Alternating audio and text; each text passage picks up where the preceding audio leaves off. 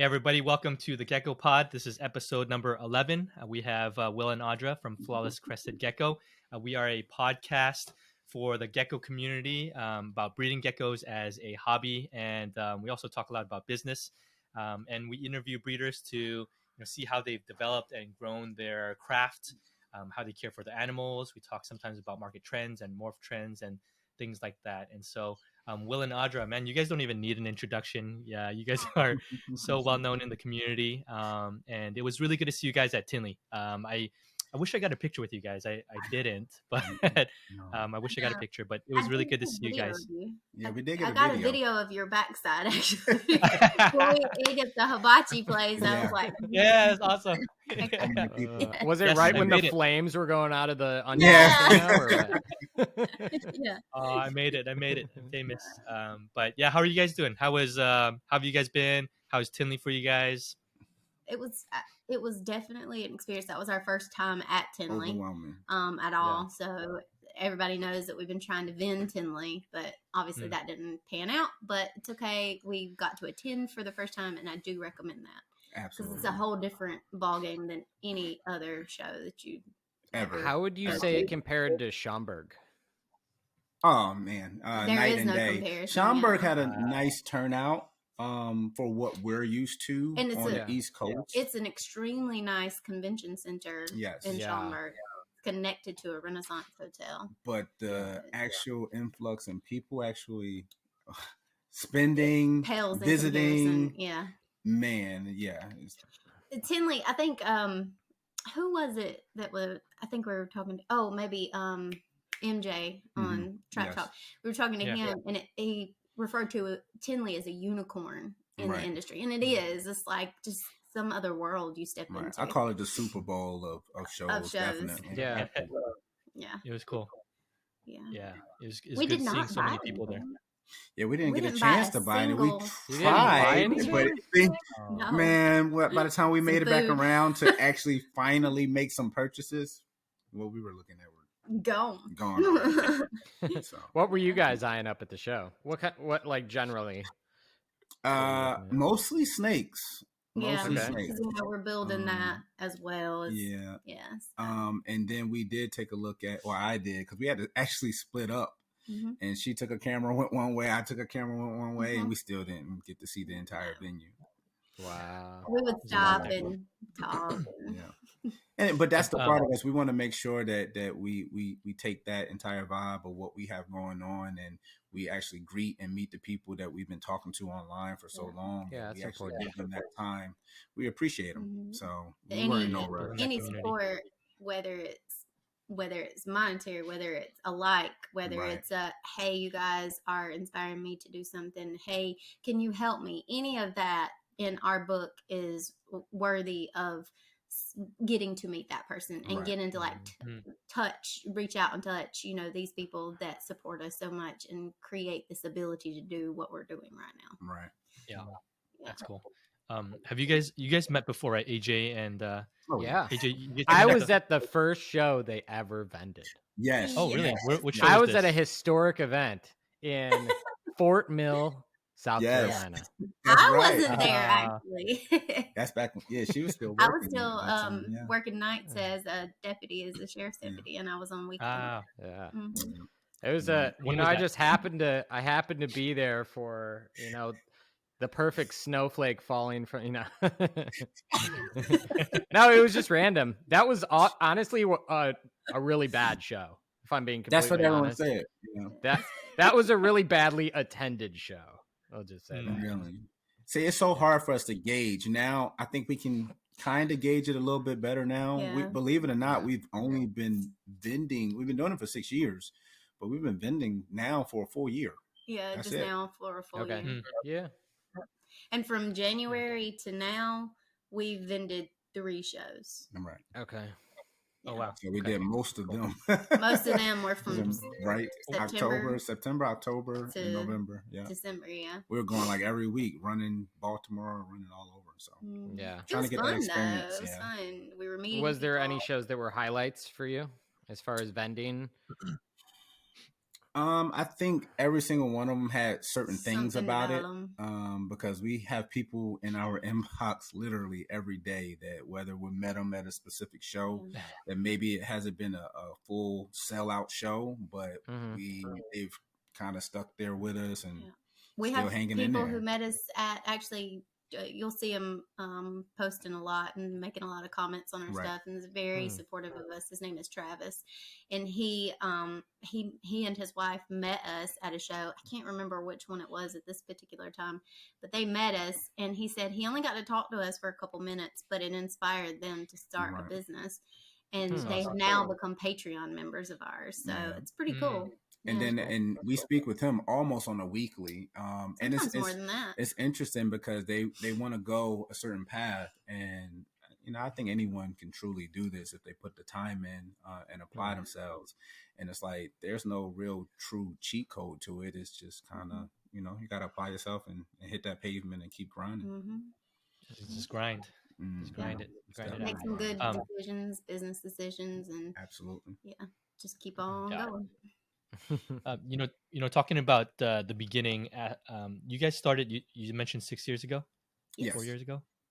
Okay. What inspired you guys to get into crested geckos? Was that your first reptile you guys got into? He brought them home. Together, honestly, no. What ended up happening, we had 4 children, so I went into the pet store. I was also working law enforcement. We both was in law enforcement, and the hours and the commitment to what you have to do is insane. It's miserable. I'll go ahead and say it. It's the most miserable job ever. It definitely drew a wedge, an invisible wedge between us where I'm either sleepy or she's sleepy, or we're kind of passing each other, seeing each other in passing. But long story short was went to Petco and was talking to the different representatives, and they said, "Oh, you should, look into these." And was looking for something rather easy care, especially just going to have the kids take up a lot more responsibility and have some fun time with the family. And they directed me towards crested geckos. And in the store, they had all of them together. It probably was maybe 11, 12 crested geckos all in one enclosure. Everything they told me was wrong as far as cohabiting them and giving them bugs every couple days. And they didn't even tell me about calcium dust. It was just horrible. At I guess hindsight being 2020. But purchased 4 of them, brought them home, had one enclosure, did everything they told me. But at the time, which is what I do with everything, I research everything. To death. Yes. I'm that guy that will watch 20 hours of video for the 10 minutes that I needed somewhere in there. Yeah, for sure. So. And if I watch a video, you good. If I watch 30 seconds, I don't even watch more than 30 seconds of our videos. That's her AJD. Got you. Don't worry. And I'm like, got you covered. So, Audra's about to leave this podcast. She's like, I'm done with this. No attention span. We'll be done in 10 minutes. I'll like glaze over at times. I got to check myself back. I'll leave this to you. I'm going to go play on my new iPad. No. I'm going to Pinterest this. Squirrel. That's how I am. So, after getting all the information, we did find out that it was truly easy, but the care requirements was completely different than what we were informed. We continued to educate ourselves, which we still educate ourselves now. But we separated everyone and started looking at the different colors, and we didn't even know there were morphs or genes or anything at the time. But we were amazed to find the infamous Facebook groups. Yeah. Hate them or love them, we particularly actually love them. The thing about them is we're, I guess, grown enough to take the good with the good, leave the bad with the bad. And kind of we learned a lot from the groups. We didn't get involved in any, drama or anything. We kind of just took whatever information we were looking for and kind of ran with it. Well, we at the time, now it's just like peaceful, easy living. But at the time we were both, again, in law enforcement, and that is a very negative, there's a negative haze over all that. So any negativity that we tried to keep out, so we don't get involved in drama. We have worked so hard to bring this piece to our life that we don't have time for anything. So what she's saying is we had good training. Yeah, we did. Law enforcement. I mean, that was so tough. Yes. But then we saw it with so many different colors and different things that kind of drew our attention. And at first, we literally were probably purchasing several geckos every month just, for our keeping and out of fun. We started building custom enclosures and bioactives and oh my gosh, all kinds of stuff. And we were, having a lot of fun with it, making it, the whole family involved. And after several purchases from Brian at Altitude, he finally started releasing, which was after we actually started importing from Lily Exotics. Yeah, we imported 2 Lily Whites from Lily Exotics. 3 from Lily Exotics. No, AWOL and Ghost. Was it? Okay, yeah, so 2 we had from Hitch from Audra and then Ash from Chase. So then we looked in, and her claim to fame, as she puts it, was it's my claim to fame. With Brian. When they came out, we was like, wow, that was a high dollar. Okay, so at the time, like, you sent it to me. You sent the link on his website, on Altitude Exotics website, to me, and he had listed one for $9,999. Right. And I was like, yeah, who's gonna pay that for a lizard? Right. Was it an adult animal or was it a little one? It was. They were little. I mean, they were like a juvie. Yeah, it was 15 to 20 grams. Maybe 20 grams. That was it. Yeah. So, but it was hilarious because 2 months later, I called him on my way to work, and I was like, "So I'm thinking, and just hear me out. Yes, you did. Let's see if we can't jump in on that, because those are so cool, and I think that they're going to be super popular, and I want to have it. I want it. Yeah." And so we robbed Peter to pay Paul and pinched our pennies and got on a payment plan with Brian and got it. And that just changed our life pretty much. Right. So you just bought one Xanthic to start? Yeah, I'd love to hear like the background of those, how you started with them. The background of it was basically what we ended up doing was it was a female, which we still have her now. We purchased her with 100% het male that was pretty much ready to breed, but she wasn't. Yeah. And we actually grew out the first year, and we were still trying to figure out the genetics and research on it. As we dug deeper and deeper, got more information, and we started seeing Stranahan and other people. Catherine, yes. What is it? Manatee Suncoast. Manatee. So we started seeing everyone else producing different lines and seeing how it was recessive and seeing the genetics behind it. And then when she turned 3, basically, is when we first started getting production. So we didn't get productions when she turned 2. And we were all actually learning the whole breeding process as well. We felt miserably the first year. What do you think you did wrong? Everything in our opinion. I think everyone has their way of doing it. I think it's the temperature. Everything, like things were rather cold in our house.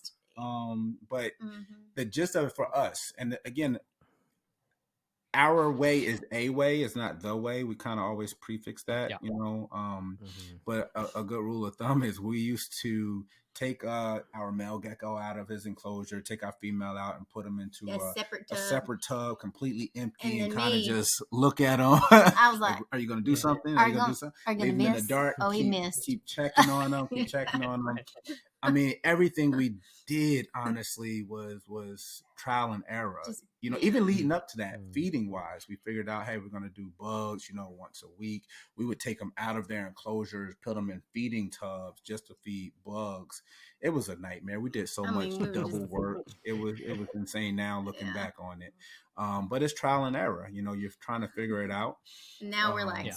Yeah, now we have it down to a science, but we really worked it to the T. I mean, we would even brainstorm. We used to come up there with AJ and Gabby and them and bounce ideas off of each other and try to figure out what's working for other people, what can we implement for ourselves, especially once you start doing shows. I think doing shows really helped us logistically as well, because for right now, what may be working for us right now, we may change in the next year or two as things progress and more education is put out there. I'm seeing Little Monsters write-ups and things like that on education and information. That was the only one that we didn't get to really meet. I guess. We didn't meet them yet.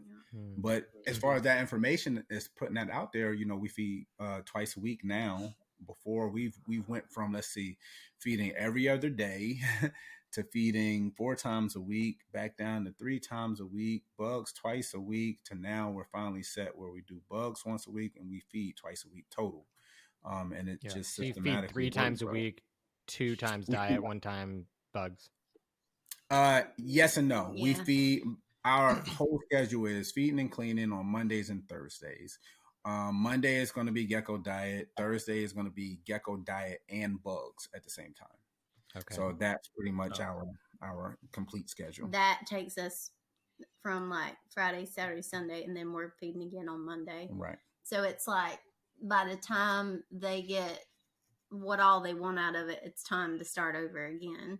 But also, I think that what plays into our benefit is how we did our facility building instruction. We kind of did it all. Well, we did it all as a smart build, essentially, where we don't do any misting.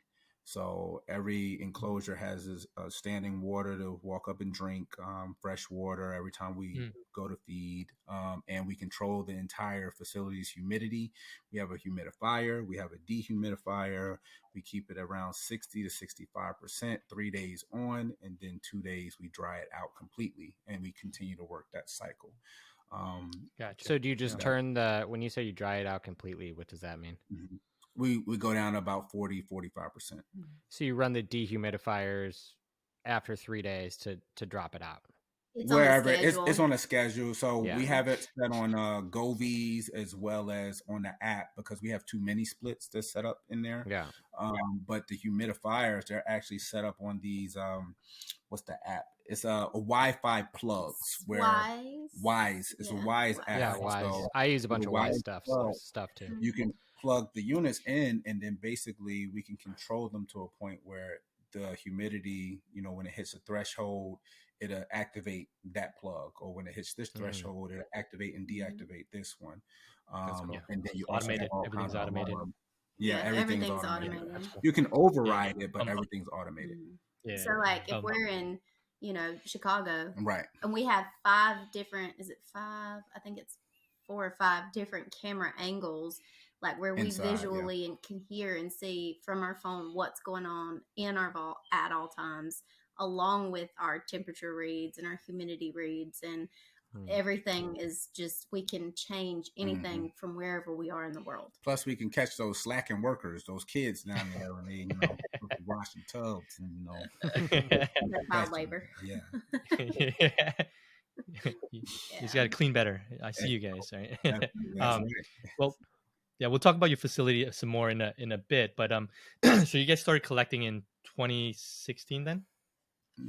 Yeah, I guess so. 2017? Yes, 2016, the end of 2016. Okay, gotcha. And then, so your initial collection size to now, what's the difference? I mean, everyone Huge starts with one, difference. right? So we went from those 4 to literally probably in 6 to 8 months, we were at around probably 50. And then from 50, probably another 6 months, around a year mark, we were probably tipping the scale around 100 geckos. Yeah. And I imagine, I guess, we, like I say, we collected for those kind of 2 years, basically. And I guess, was it March, of 2018? Yeah, where we really branded and started Flawless. Because it was interesting. Around 50 geckos, we were taking about, I want to say, anywhere from 4 to 5 hours to feed and clean. Wow. Yeah, it was insane. That's crazy. I was actually at that point, we were talking to Brian. I was talking to Brian. I talked to him all the time. But back then, it was hit or miss. We went from messaging to actually talking on the phone. And, we're kind of just, having a conversation. He's like, hey, what you getting into about the feed? How long it take you to feed? About 4 or 5 hours. He said, what? He said, man, your collection must be huge by now. I said, no, we got about 50 or so. He said, it take you that long to feed? Clean. You're hand feeding one by one? So, again, the education and information part, he said, you're still missing? I'm like, yeah, we're like misting, every evening. He's like, dude, I haven't missed it in years. I said, what? Well, like, what do you do? He said, you got to get yourself a humidifier and make sure they have standing water to get up, to walk over to and drink. And I will admit, the first 2-3 months, it was like torture. We're like, are they getting okay? Yeah. I was still misting a little bit. Yeah, we had a 4, which we still have, a 4,000 square foot humidifier, that holds like 2 huge gallons of water. You hardly ever are refilling it. And you could set it on a timer and everything, and it reads. It was just amazing. So we was like, okay. So then we knocked that time down to probably like an hour and a half. So you know what that means? Buy more geckos. Yeah. Hey, now we got to get back up to that 5 hours. We're used to it. Yeah. I want to do more work. Now we're about 10 hours. Yeah. Oh my gosh. Yes. Hilarious. So what are you guys at now? What's your collection size? Are you at 3,000? That's not yet. We're a little over 2,400 right now. Okay, gotcha. And that's everything though. That's breeders as well as juveniles. We're trying to go in the direction of offering pretty much older juveniles to ready to breed. Yeah. That's the direction we're going in. Okay. So you guys started with, starting with like, let's say your initial collection of 50. I know you got into some lily whites and some exanthics, right? Yes. Your other things, did you have other mid-tier, low-tier, high-end stuff, or what was the collection? The original collection was kind of like, so obviously we started off with the little Petco 4. And then from there, I think it was just each time we'd see something or learn something, it's like we would upgrade. Yep. He got to where he liked reds. He loves red. Red is his favorite color. Absolutely. I started seeing high whites. And I'm like, ooh, those are pretty, and expensive. And I was like, I really want it. So we just literally tried to step up each time. Right. And that's kind of how it, some of the stuff, like the majority of everything that we had in our initial collections, not even in our collection anymore. So other than stuff that we like exanthics and lily whites and certain ones that we and a lot of the high whites. We got a lot of our high white stuff from like Tara Lee's and stuff like that. Yeah. Cool. But the approach has to be different. I'm sure AJ probably, since he's been in it so long, he probably understands as well. We started approaching the entire industry different when we looked at it as a business. And when we looked at it as a business, we say, okay, we see this gecko, we see that gecko, we're highly interested, and maybe you're able to get offspring from it, but maybe you're not. And depending on how people's businesses or hobbies are set up, can kind of, I guess, influence your approach. And we used to, inbox people all the time. Hey, we really love this gecko. Is there any way possible that you would make it available? But not only stop there, we would make an offer. And in those eyes, you start making offers in the range of what you feel an animal is worth. And a lot of the time, which is animals we still have to this day, we get responses back, well, no, it wasn't for sale, but now it is. And we can send it to you. So it's almost you're buying out for what you want. Well, we were at that particular time, we were desperately looking for a way to not be in the poorhouse and work hundreds of hours a week and not sleep for days at a time. And we loved the geckos so much, and it brought us so much joy and so much relationship time and so much family time that we're like, we can do this. If we put enough effort and we put enough investment into this, I really feel like we can do it. Right. And so when we made that jump, we looked at every single gecko that we bought as a hand-picked part of our collection that was an investment for our future. And it still halfway came back and was a learning curve for us again. I think you have to continue. We still learn now, but you have to continue to learn and improve, or you'll kind of remain stagnant, or at least you won't progress. That being said, when we hit that level and we were having amazing breedings and doing all of this, and we started the business side of it, and we were pretty successful at doing it at that point, we noticed we would start getting, inboxes, and we communicate with everyone, no matter whether, they bought something from us or not. Mm-hmm. And we would get people, they would inbox, hey, check this gecko out. We would look at like, wow, that's like mind blowing. And we're like, who'd you get it from? And they're like, you. And we're like, huh? what? Oh. So again, you need to learn from your mistakes. So we're like, this can't keep happening to us. We have 5 to 10 geckos at that time that got out there, and it's like, there's no way. It's like some of them pry from your cold dead hands type of geckos. Yeah. And we're like, listen, we have to stop letting some of these later progression animals go so young. So we had to facilitate a situation here at home where they started taking over half of our house. Oh my gosh! Where we were able to, all the holdbacks. Hold them back. Get bigger enclosures. 99% were holdback. Yeah, it was like we gotta hold them back. And while doing that, you still can't, stop buying. In our opinion, you got to keep adding to your collection because you want to work those lines to perfect whatever your vision may be.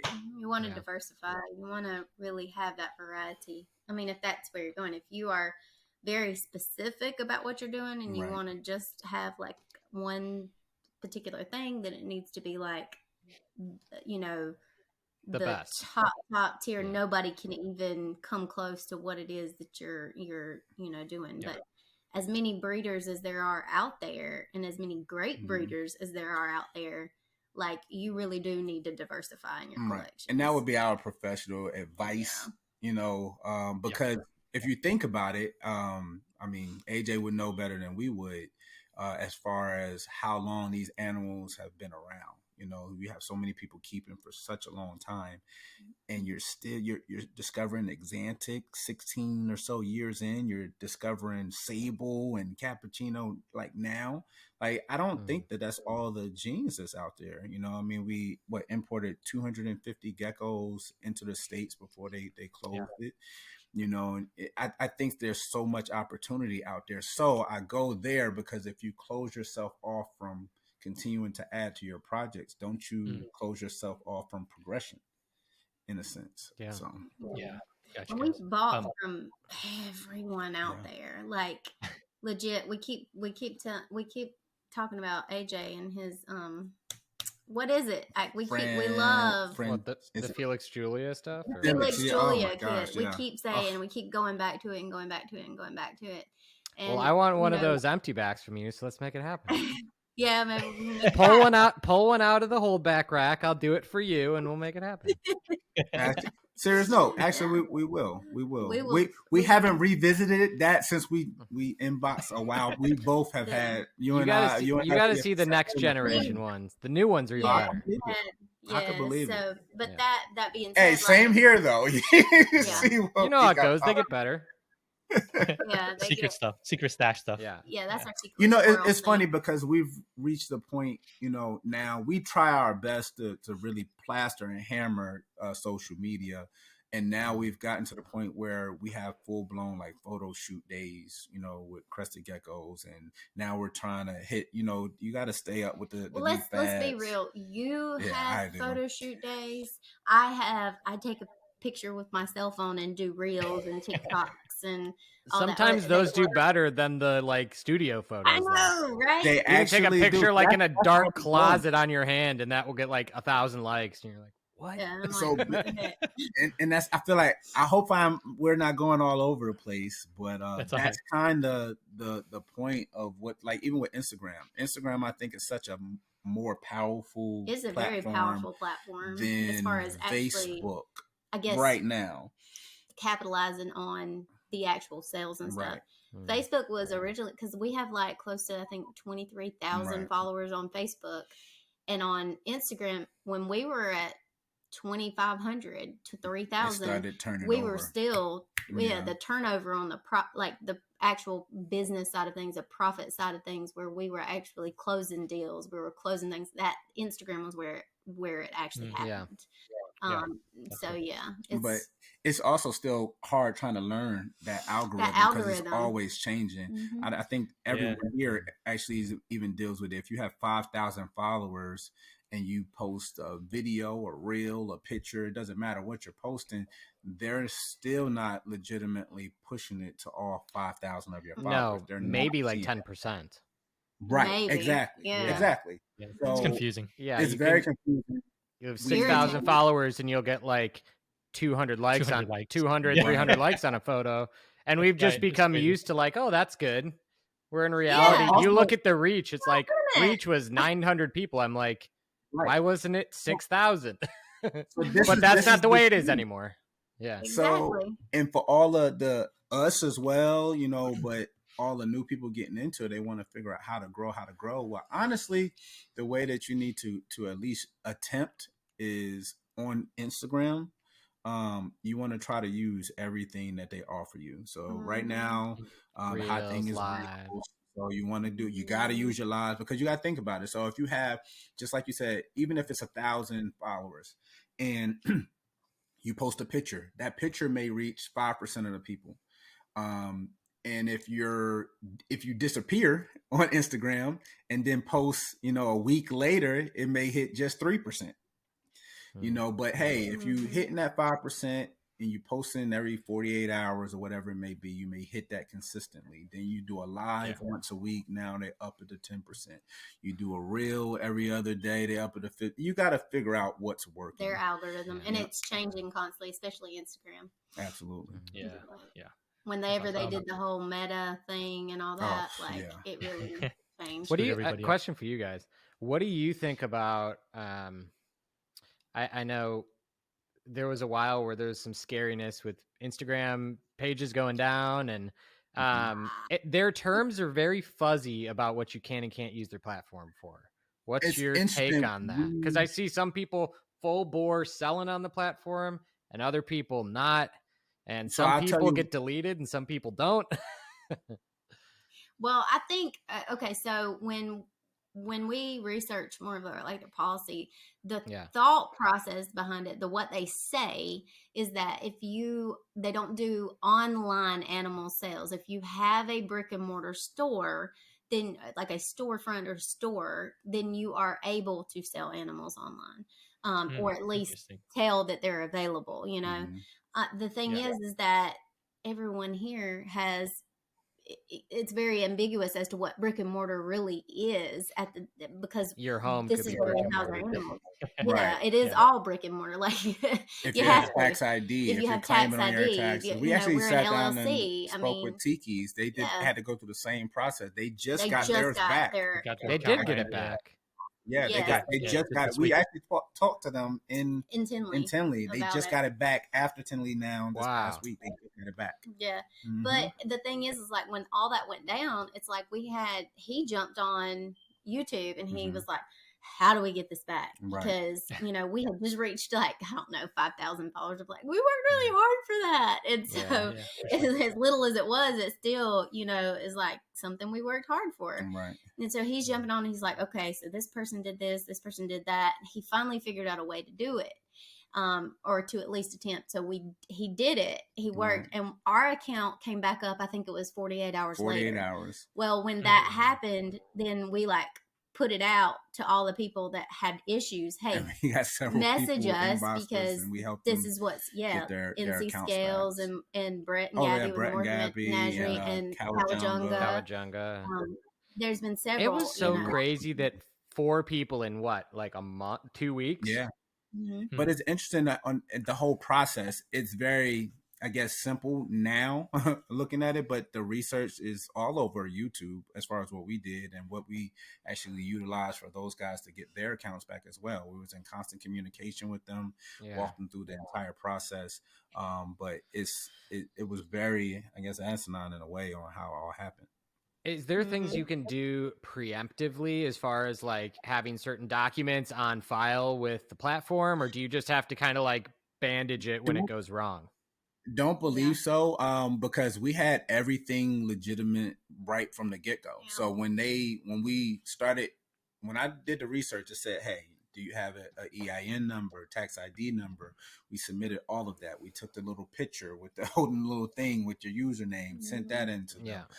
Didn't get any response. And literally it was only YouTube that really, really helped us out, where in a nutshell, if anyone's having an issue, they can inbox us. We'll help you as well, but it's not a top secret. Basically, you want to run an ad on Facebook. You want to run an ad on Facebook because there's no customer service service on Instagram. So run an ad on Facebook. After you run an ad on Facebook for $10 or whatever it may be for your Instagram or Facebook page, business page, you go down to customer support. You click the link for customer support. They'll put you into a Facebook Messenger app, which is a regular app where you'll be in communication with someone on the business side of advertisement for Facebook. At that point, you ask them to look into the Instagram account with the case number, and they look into it. They check everything, they verify everything, and literally, by the time that disconnected, it was back up. That's crazy. That's cool though. Do you see how many hoops? It's not actually clear cut how you do that. You'd have to you have to backdoor it to figure out how to talk to somebody. Yeah, I watched probably 5 or 6 YouTube videos on it. Yeah, nice. And I was we like, noted 20 hours of YouTube. And I'm like, trying my best. Okay, what is she saying? Audra's like, do they have a TikTok about it? That's what. Yeah, she's like, I call it woman brain. She's like, woman brain. I can't believe they did that. No, I was it's like, AJD brain. babe, it's back up. She said, it's back up. Okay. So Will, if we have any issues, we'll come to you and be like, hey, teacher, give us the TLDR 10-minute version rather than the 20-hour YouTube. Yes. Oh man. Yeah, absolutely. You know who to hit up. Coming back to collection, I wanted to ask, as a new breeder, I'm kind of learning to navigate kind of the hobby, learning how to build out my collection, kind of with high-end stuff. And I've been hitting up breeders one at a time, picking out my geckos one at a time. I'm sure you guys did some of that too. Very smart. But did you guys at any point buy any wholesale? Because you guys have like a ton of geckos in a short amount of time, right? So what did that look like for you guys?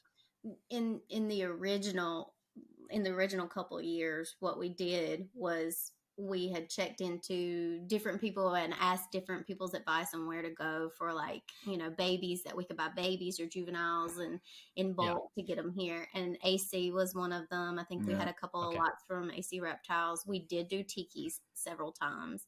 A couple of times. Twice. Yeah, we've done some work with Wicked Arboreals with Amanda, who's awesome to work with. And then we would buy, we only bought from places that we knew had reputation for being good about either the animals that they put out.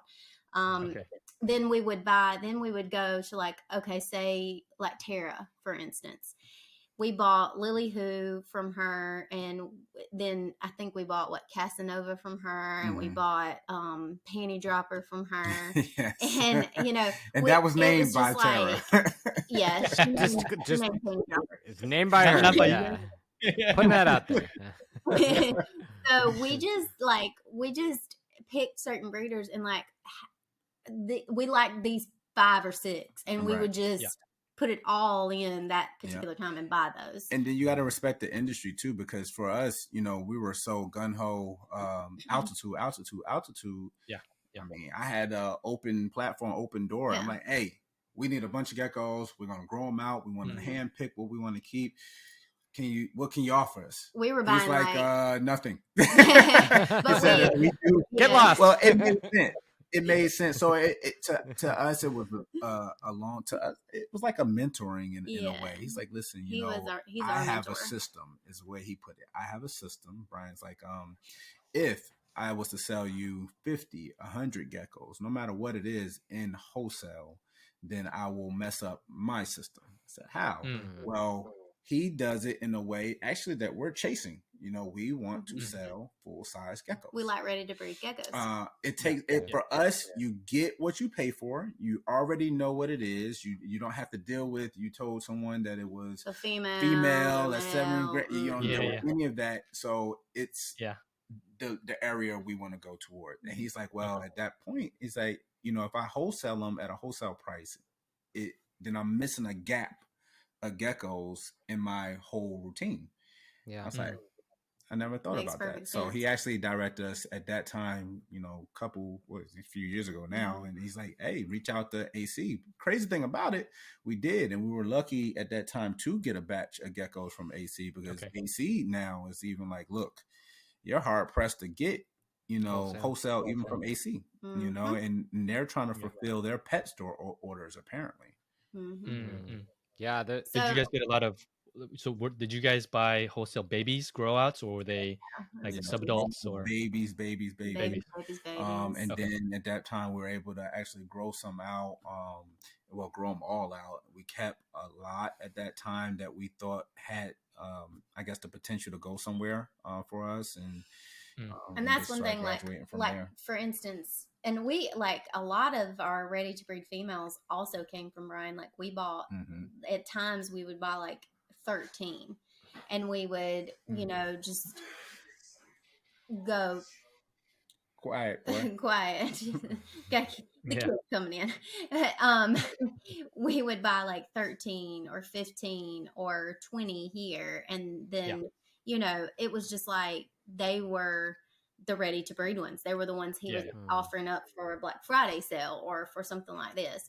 And then as far as like our males, that's how we did a lot of our upgrading ourselves, because we would buy like a Lily Who male or a Casanova or a Penny Dropper, and then turn around and take that male and take maybe some of these females that we had grown up and grown out, and say they weren't the best of the best, but we could take them and breed up from there. So we would take like a Penny Dropper, who's amazing, and put, a girl with him that's got some nice coloring, got maybe some nice structure, but isn't like, a $6,000-$7,000 gecko, and put those together and create better. And also it's like also the industry changes, and maybe AJ, you can chime in on some of it, where your geckos like Felix and stuff like that, where I don't know what 6-7 years ago, a high-end gecko, something similar, you probably can't even think of in comparison to what they're producing. So at the time it's like, okay, you buy something that you're like, oh, we have stuff now, we're like, oh man, this is it, this is the gecko like 3 years ago, and now we look at it and we're like, okay, that's kind of cool. But that also kind of just confirms the thing that you're saying about raising adults and being able to, I mean, I think Gabby talks a lot about this, and it's worn off on me, but like, you kind of have to like move up and move out. Like as animals progress, you really kind of got to keep rolling with it, because every year they just get nicer. So, you have to. There's a balance of it, because obviously you don't want to turn your entire collection over every year, but exactly. That's what I was going to get at. You definitely don't want to turn it over every year. Yep. How much of your, talking about that, how much of your production are your in-house breeders versus stuff that you cycle in, and how often do you guys cycle in? Kind of like a two-part. Relatively recently, I want to say maybe in the last 2 years, maybe we've added 5. We added Crimson Cresties, Winchester, Sienna, Winchester. They weren't both Sienna. Yeah, they were both Winchesters, but different moms. One Sienna and one, I can't remember the other one.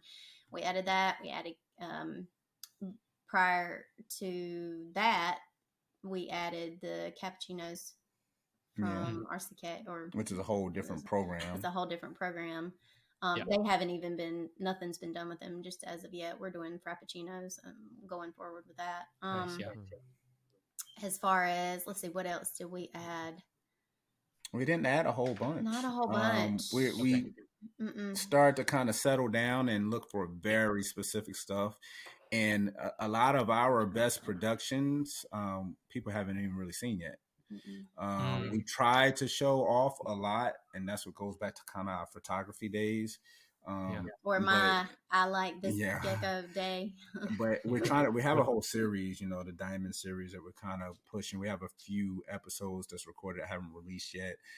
Trying to stay up to date on some of that stuff. But it's very difficult when you have so many geckos and you're trying to keep on rolling, and you have geckos that are pushing your programs even further than where they are. So as you're popping these geckos out and you're like, oh man, that's a keeper. That's a keeper. A lot of our geckos now, it doesn't even matter to a certain extent whether they're male or female. We're like, okay, if they're giving us, nice, huh? yes, that. What is one preview, sneak peek, secret animal that you guys can tell us about? We actually Paint quite the a few. picture. Well, one actually people have seen Yeah. several times, and he always gets the same reaction, and his namesake is Holy that same shit. Holy shit, Yeah. that gecko is amazing. And so his name is actually Holy Shit, and he is a Yoshi Taliban baby. Taliban has Blowline. She is from the Blowline from A&E, and then Yoshi came from, and I'm probably going to butcher this, but Guiz. Gooey? Gooey. Yeah, there it goes. Or as either Guys, guys or gooeys. Guiz. He really needs Is it to a- clear the air on that, right? Ethan. Yes, He it does. does. I was like, squeeze. Yeah. So it's a high white. Yeah, it's a high crazy white. high Our white. high white Okay. project is probably the project we're most excited about and the furthest Awesome. along. Because they're just Yeah. How big is that project for you guys right now? stark man. white. Okay. Yeah, it's just I would like say amazing. we're probably breeder wise in that project alone, maybe getting close to 50 breeders. And it's so interesting because we actually keep kind of extending it out and adding to the program. They're not all from the same sources, but a lot of it were cool. almost 4 generations in. And actually she's talking about the Winchester. Gabby and Brett actually put us on to that out there with Crimson Cressy. We've been fans of Crimson Cressy and met her finally in person. And actually just got a lily white from her as well. But from Winchester, we have 2 kids. Guinevere. It's a Guinevere kid. So I'm just like over the moon because Guinevere was my thing. Like why she wanted to get into that's actually the reason why I fell in love with geckos in general. Was just because I started researching and seeing Donna's pictures. And just awesome. Guinevere just hit my heart. Like I'm like, oh my gosh, it's come full circle. Now you have one. Right. Yeah. Now I have a Guinevere kid. So it gives you another angle on what we look at in that program. So we have what we have through several different very key purchases, but then look at it. You're just missing a Felix kid now. So then we're like, Felix really kid. Yes, that's coming. Harry's got one, so. He's got one. Okay, you got 2 Felix kids, and I have a Winchester kid too. So. That's about to say we imported 2 from Crimson from Donna, so we're gonna add to that. I know she has a lot of blood here, but it's not as saturated as we may think. So we're adding that to those lines as well, and we're just gonna continue to grow. Like you said, probably throw a Felix kid in there as well. Yeah. One of our other breeder males or sire was Ric Flair, who was like dappled. Right. He was well known as dappled, and now he's here with us. It was Ric Flair, and he is white. He is very and you white. never know when things like that is going to happen. I think that was AJ, you know Emerald City, Exotics, and they had a horrible mishap. I think it was a couple years ago, where they had like a heater problem, overheat, and lost out in Seattle. Lost like over half their collection, you know. Wow. And that was sad. We had got 2 geckos that we still have to this day, and we love them. White spot spread, all white out, and it's interesting when you get into those programs on where you can go with it, and if anything was to happen. A lot of people, I think, they think, oh well, I'm gonna buy this gecko, move with it, work with it. And then, but what's to happen if that line kind of just disintegrates and it's never to be anything else? You know, what are you doing with your line to kind of carry it on? I guess is what I'm saying. It's like Uncle Sam Clarice. Right. Clarice is a cane kid. We hope, yeah. That's a long story. That was the what was the breed? Scaredy cat gecko. So, yeah, we'll leave that alone. We don't say much about any of that stuff. But Clarice is supposed to be a cane kid, and she's beautiful. And we meshed her with Uncle Sam. And just made some amazing babies. Glacier too. Wasn't Glacier was prior to. Glacier was the year, but when Glacier, his production was just amazing with her. And so I have this one particular gecko. It's a female, actually. She's absolutely amazing. She was actually one of my favorites. It's the one that it almost looks like it's a high white. She's got dark stripes. And then it's like the extreme of the extreme. She almost has these lines that are like a burnt orange amber color that's deep, and it almost glitters when you look at it. It's the most beautiful, just the most beautiful pattern, the most beautiful contrast I think I've seen, period. When you see it when you're able to see it in person, like it's just unreal. In fact, Sundown Brian, he was at Raleigh, and I brought the juvenile. It was juvenile back then. I didn't know if it was male or female or whatever. I brought it just to kind of put it in the case and show it off because it was so pretty. When he looked at that, he was like, this is going to be something special. Because it was so beautiful. And it's a female now, but she's developed into just absolutely something gorgeous. So I'm excited to carry that Glacier line and, Cane line and whatever, all these different lines that are well known into the future and develop that. I do see a foreseeable obstacle though in that program. It's actually a good problem kind of to have. I do think at some point in the next 5 to 10 years, I'm sure we will reach a point in our high white program where you're kind of producing no base geckos. Yeah. I'm starting to run into that with some of mine, and I'm actually going backwards intentionally. Give it some contrast. Well, yeah, you kind of have to. Like when I did a collab with Gabby on one of my Felix Julia animals, and we bred it not to the highest pattern animal that she had. We bred it to Caravaggio. And the reason behind that was he had a lot of white, and he had great head structure and everything, but he had his base color was really dark, and he had perfect distribution of color. So I feel like kind of breeding that, you might end up with an animal that's like 80% coverage, but not 100%. And there's a sweet spot of, is it like at 100%, people look at it and say, oh, it's a tiger. They can't even see what it is. Yeah, and then if it doesn't have enough, it's not it's not nice enough either. So there's like a sweet spot that's probably like 75 to 80%. The babies are insane. They're insane. So we got to see this. You got to send us pictures. They're small. So they will grow, and then I'll send you pictures. But they're coming out of the egg. I mean, they come out of the egg like 50% of the body's already like stark white out of the egg. So it's it's crazy.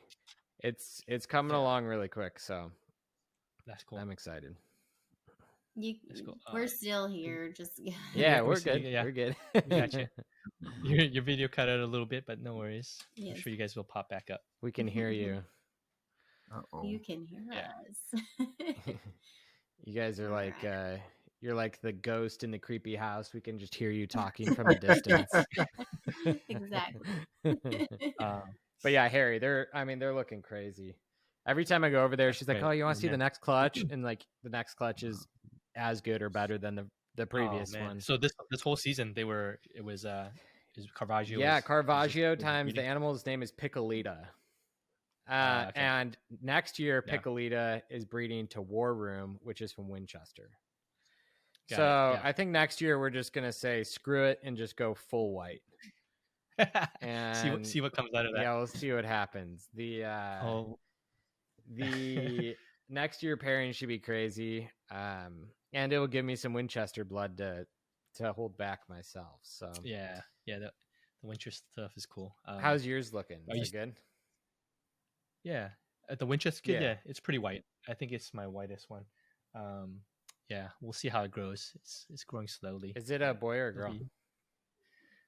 It looks boy to me. I think I see pores. Okay, well that's probably a good thing. Yeah. We have a girl or a female and a male, so that's exciting. Wow, okay. Nice. A Winchester. Cool. We're still technical difficulties, but okay. Your video is still out a little bit. Okay. If I could ask you guys questions, are you still okay? Yeah, managing, trying to figure out the video. Yeah, Okay. absolutely. So you guys have a pretty you guys have an army basically of high whites, Yeah. which is amazing. It'll be really exciting to see you guys produce some stuff out of that project. How does your Exantic project look? How big is that compared to the whites? Oh gosh, I would say heads and visuals, yeah, probably 30. 30. Yeah, 30. Probably Okay. maybe a little more than that at this point. Gotcha. Yeah, hats and That's visual. cool. Yeah. So you also have a lot of Xanthic lily whites as well, I'm sure. We have Actually, yes, finally. Yeah, yes. this year has Cool. been the year for our Yeah. Xanthic lily whites. Actually, Yeah. I just Awesome. we just hatched out not too long ago. I actually posted it. It's a double visual. It's Xanthic lily, but it's a phantom. So that was really really pretty. So if we're counting, excited. if we count babies, that then it pushes it up significantly more than that. Yeah. Yeah. That's awesome. Oh yeah. Yeah. And then caps, fraps, how are you guys looking there? You mentioned you have a one or two. We just have two. We have two caps. We have a male, we have a female. Very weird female in a good way. It's high pattern. a high extreme tigery pattern. Yeah. It's crazy. It's beautiful. So it's beautifully made. We're definitely gonna go that route. I think our direction for her is probably gonna be Xanthic first year round. That'd be awesome. Have we seen an Xanthic cap yet? We haven't, right? No, I don't think so. We haven't even seen. Okay. We haven't seen sable cap either. Right. Right. Crazy. Now I did see a post about this the other day, and I'm not 100%. I can't recall just 100%, but they were talking about that. It was Noah's post. Okay, so yeah. Oh yeah, I saw that. Yeah. It was like he was talking about whoever it was that they had tagged is saying that he does. Yes, that's it. Yeah, he's saying that he does have those rolling, but none that he's willing to I guess show right now or something. Yeah. Okay. Gene stacking. Yeah, he's stacking. Everybody's stacking now. Stacking them up. All right. Well, I'm going to transition a little bit. I want to talk to you guys kind of selfishly. You want to talk about your building because I'm looking to do a similar type of thing on my property out in the Carolinas. So, yeah, I'd love to hear a little bit about kind of how you landed on maybe that specific building, I guess, briefly, design for it, thought for it. And then maybe just, I guess, in a brief way, tell me maybe learning, key learnings, things you think you did well, things you would have done different. Okay, here we go. So we have a place called Liberty Sheds. They can build you pretty much what you want. We went in and they directed us actually to an internet-based design, which is actually pretty good. You can put your whole design online. And it actually, I believe, estimate everything out budget-wise for you.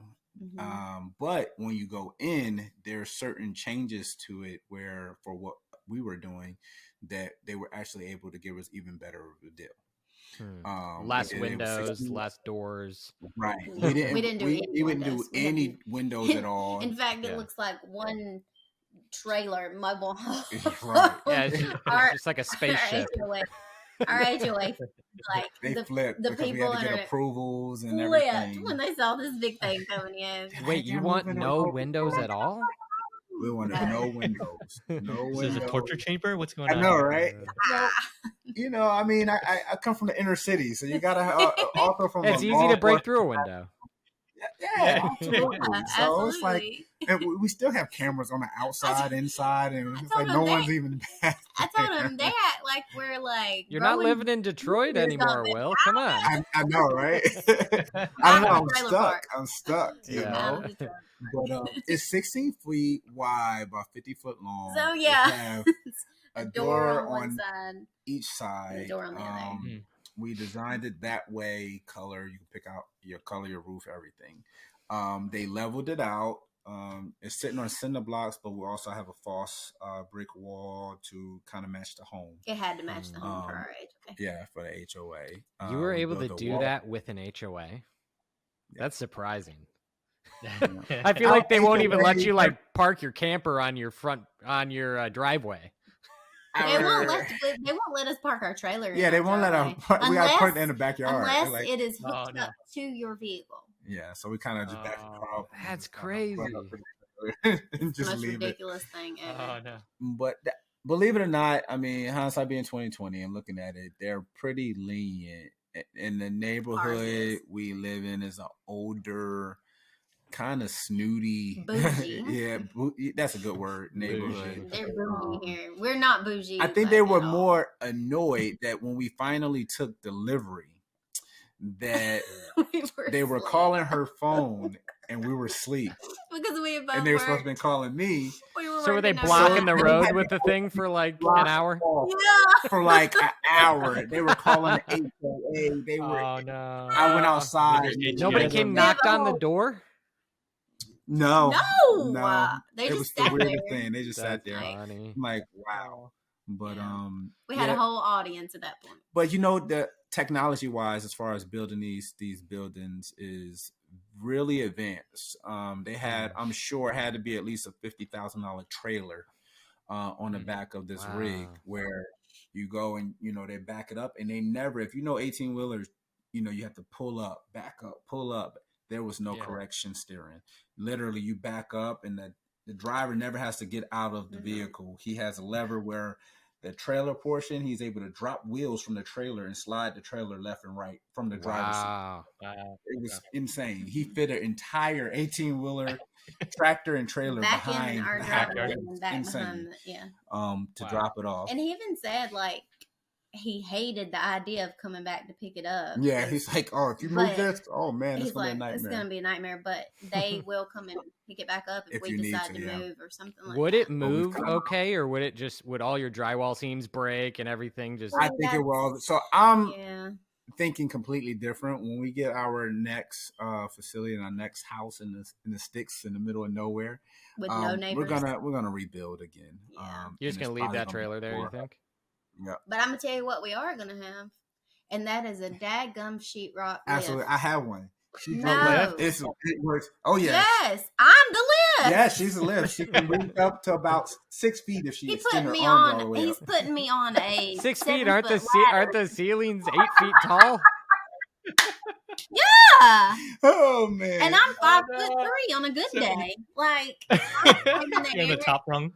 I'm like, this is ridiculous. I'm like, hold it. Put your head on it. I'm shaking. I'm shaking, and I'm like, So it was, God, the design of it was awesome. They did everything they were supposed to. Actually, they got it done ahead of time. Delivery was amazing. We were shocked. Budget met budget. The whole shell, finishing everything off from the outside to delivery. I think it was 19,000. That's not bad. That's not bad. We really wanted to go that route because, believe it or not, up until this point, we've been able to grow and sustain the business itself with no loans. Yeah. So it was very. Me too. I've never taken a loan on my business either. That's awesome. We've been able to do that. So we got that in. Then it was time to order drywall, and she was complaining from the beginning. Said she is a trooper, but we had 50-something sheets of 4x8 drywall, 70-something sheets dropped in the driveway. Did you do all the drywall taping and seaming and everything? We did all the. I hate doing all that. of somebody come and we paid someone to actually professionally mud it. Oh, okay. I'm gonna say I'm doing that right now. You can see some of my stuff back here, and it sucks. You can have it. I didn't want that. I told her ahead of time. I said we're gonna hang it up. We're gonna put it up. Outlets. All of that. We're gonna do it all. But somebody else is coming to finish. I want it perfect. Mud it and sand it. And when I seen him come, I said I seen exactly why we didn't want to do it. This guy came. He was like he was on circus stilts. He had 2 different sets of stilts, and he was man. Yeah. It was the craziest thing. One guy hammered it out in 3 days. 3 days. Yeah. Wow. But he was in there for 10 hours a day. But it was well worth it. Did a great job, and he wasn't like crazy, but no. I think the entire facility was another probably $1,500 that he taped and mudded everything, and once it dried, we were in there painting. So what do you think your total after like doing electrical, I'm sure insulation was expensive. Did you do spray in? Did you do batted? What did you do? No, we did batted. Yeah. And that was a nightmare too because we put all of that stuff in ourselves. I itched for days. Yes, Man. I would say total expenses on insulation, mud, taping, all of that stuff, including paint and flooring because we put flooring down. Vinyl. Flooring down. Yeah, I want to say it was right around $12,000. Is that and that's not with HVAC, power, nothing? That's with HVAC. We have so you think you're about $30,000 into the building?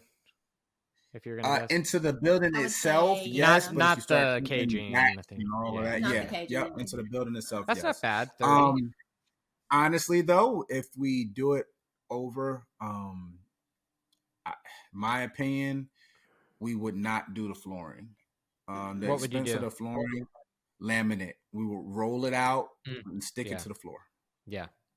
Makes sense. If we did it all because it's waterproof. You can still put your edging down, your molding, and I mean it's perfect, honestly. So that would actually be our choice. It's beautiful, like it is. Don't get us wrong. Like it is beautiful, and but it's expensive. It comes in very high, but it's very expensive, and it's not waterproof. Right, either. Ours is water resistant, but it's not waterproof. So it can't withstand if you just leave water sitting up there for days on end. Yeah. And sometimes in the situation of, you got tubs and you might spill water coming across the floor. And then we dug a trench by hand as well. We dug 2 trenches by hand. And water line and electrical line. And we had to go through inspection. We had to pass inspection. 24-inch, 2-foot deep trench with this thing that goes like I'm out there It was the sexiest thing you can ever see. Yeah, I'm sure you're shirtless out there with a trench digger. I'm like, we heard you were a bodybuilder, so it's probably great. He was prepping for a show, Audra's gonna oil you up. I look like a jackrabbit. Grease him up before he goes out there. But you know what's another a good, I guess, explanation for what we did water wise. We did all of that by code. They came out and inspected it. We did the gray water system for your water expulsion. So another big. We didn't want to tie it into the septic tank because there's no bathrooms there or anything. So we did a 55-gallon plastic drum. We dug down buried it. And said so you did like a French drain. He did me a shallow grave is what he did. Shallow grave. Because he's going to drive me crazy to the point where I just kick over dead. But we got a bunch of coarse, thick gravel and laid that down in there. And then you cut the drum in half. It's kind of overkill because it's so big. But we used both half of the drums and you run the PVC into it. And seal it off, and then you have also a tankless hot water heater. Yeah, we got tankless hot water heater, so we had to run that 220 line. And scary, very scary. What's right? The 220 line, Because I was sitting there on the little couch sofa that we have in the vault, and I was watching him, and I'm like, "Babe, do you know exactly what you're doing?" Because I said, "Sure." I said, "Baby, lick your finger, touch this line, see if it's hot." It was about to be Will's shallow grave in the back. Yeah, I love him on out in the building because I told him, I said, "Look, if we need to get somebody that knows what they're doing as far as that's a whole nother story and electricity combined, probably no." I will say this, okay? If you're doing it and you already see here in South Carolina, you pull your permits. We did everything by code.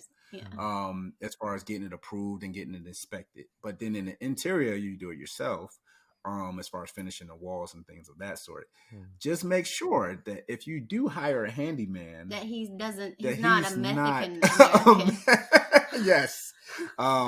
You hired because this guy was definitely a method. He actually almost caused a catastrophe, honestly. And that was terrible. Oh my God. I was still working in law enforcement and I was trying to get Audra to kind of stay on top of him. I believe I was too. I'm still working.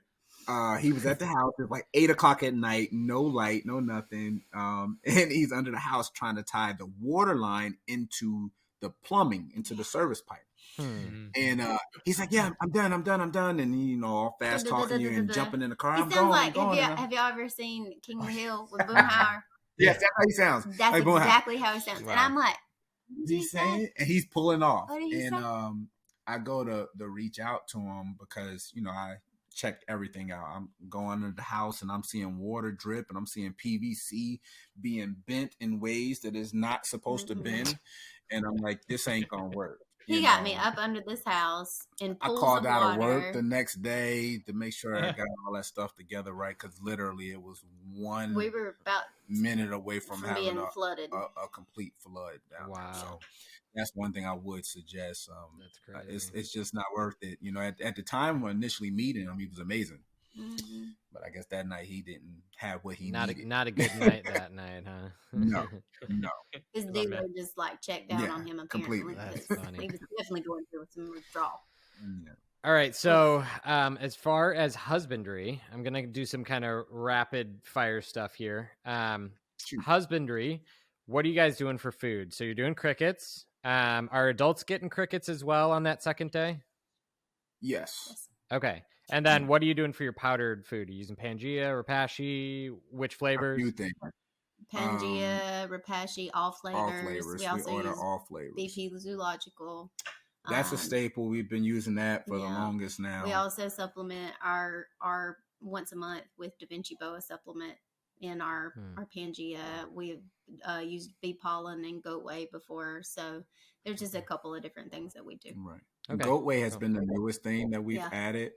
Where are you buying that? Local farm? Amazon. Really? Oh, like powdered.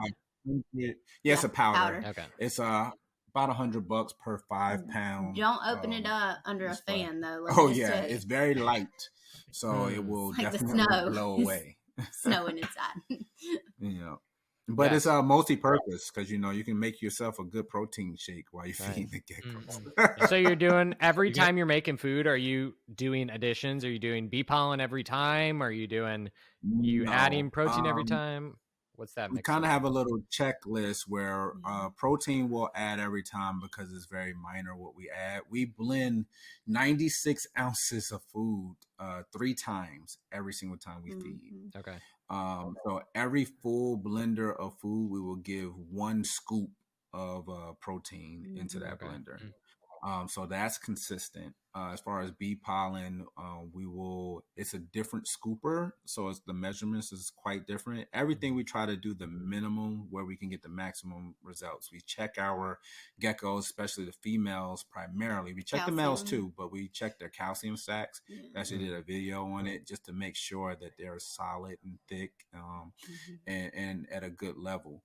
If we do see a decline where it's significantly flat and we can catch it, then what we would do is also we use Gotham geckos. They have a liquid calcium. And we'll administer, a little drop in their mouth, literally probably every 3 days.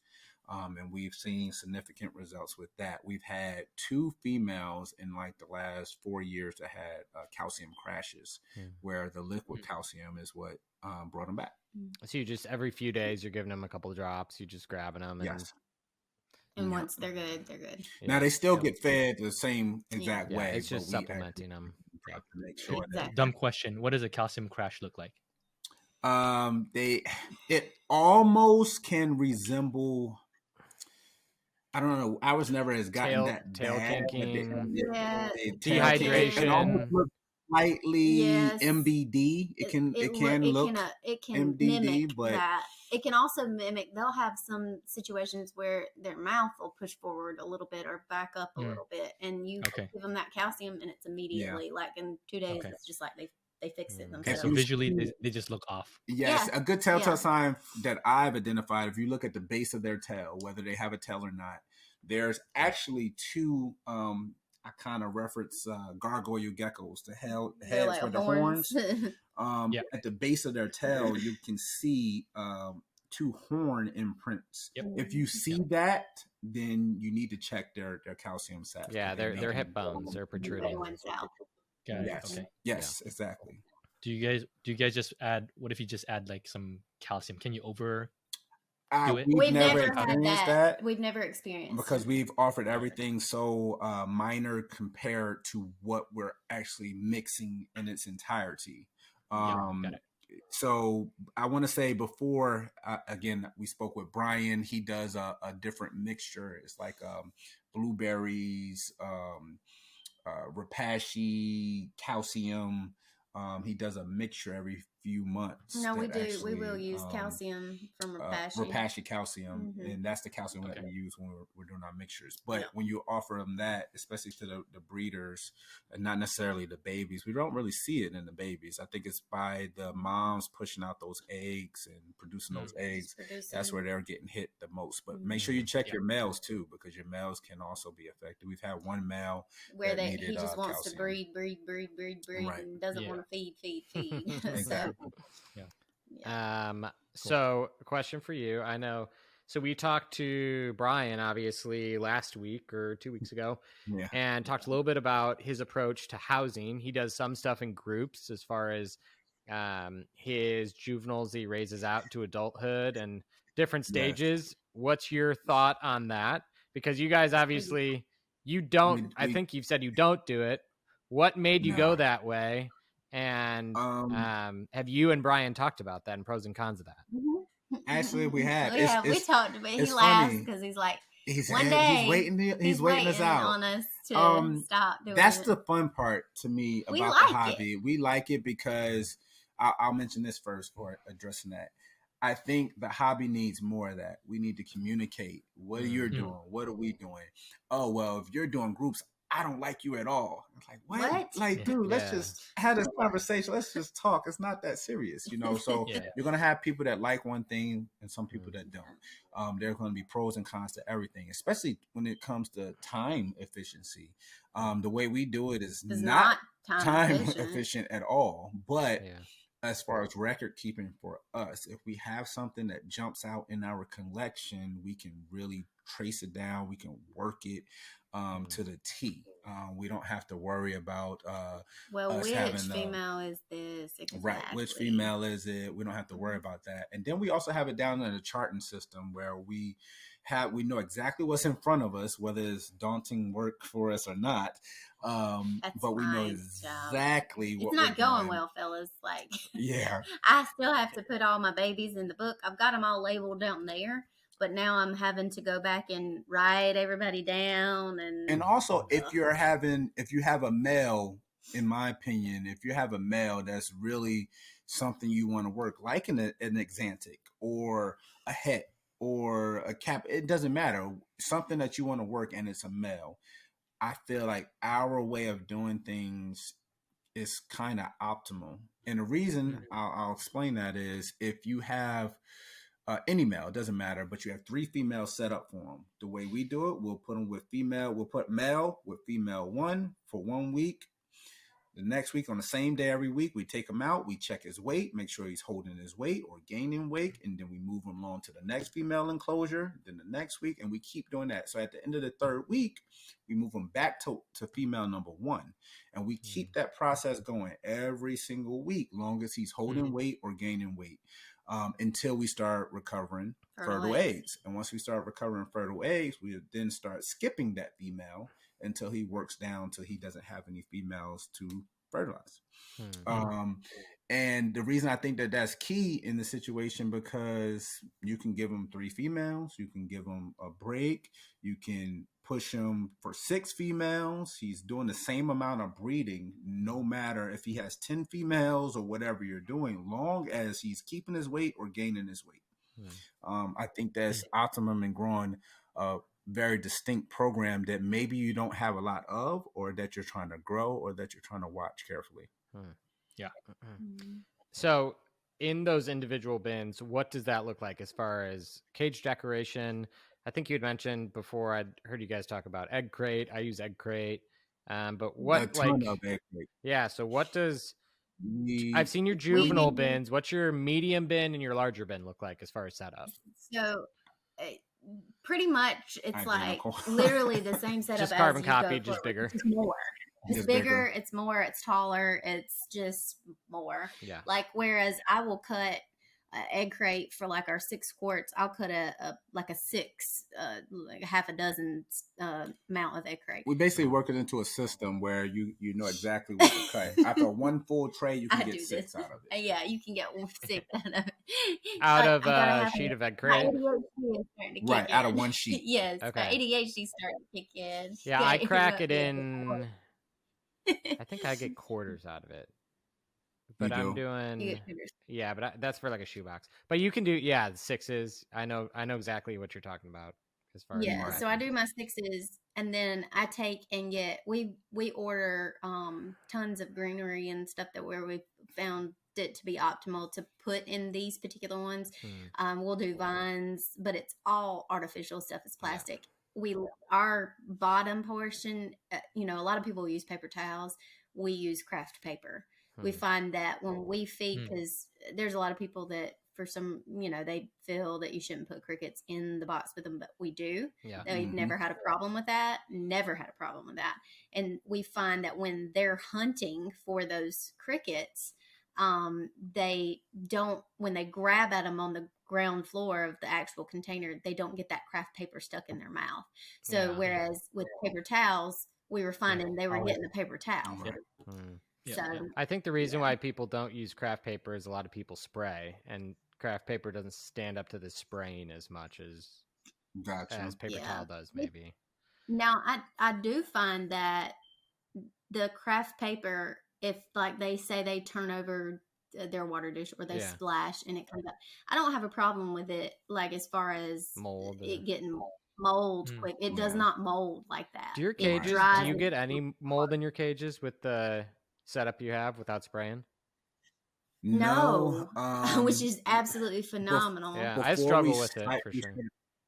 But before we started cycling our dry out period, we actually dealt with a little if you just did straight 65%, you would get some mold. Oh yeah, I'm sure you'll definitely get. But I think from what we're used to so far, they need that drying period too.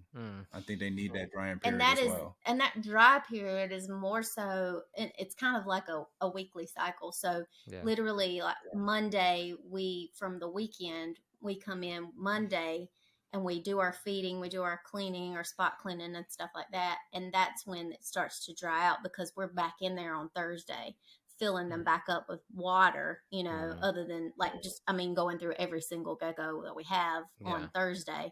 Right. We're filling them up with water. And then there we go. We're bringing that humidity back up from Thursday all the way to Monday. And so they're not missing anything. They're going a shorter period of time from us actually seeing every individual gecko and making sure that we're able to monitor them during that dry out period and knowing that they have water in that container. Yeah, and your water bowls don't dry out over that period because you have enough standing water. They don't dry out, and they continue. And I think we have a total roughly of 4, besides our quad enclosures, like our animal plastic stuff. We go through about 4 different sizes of tubs.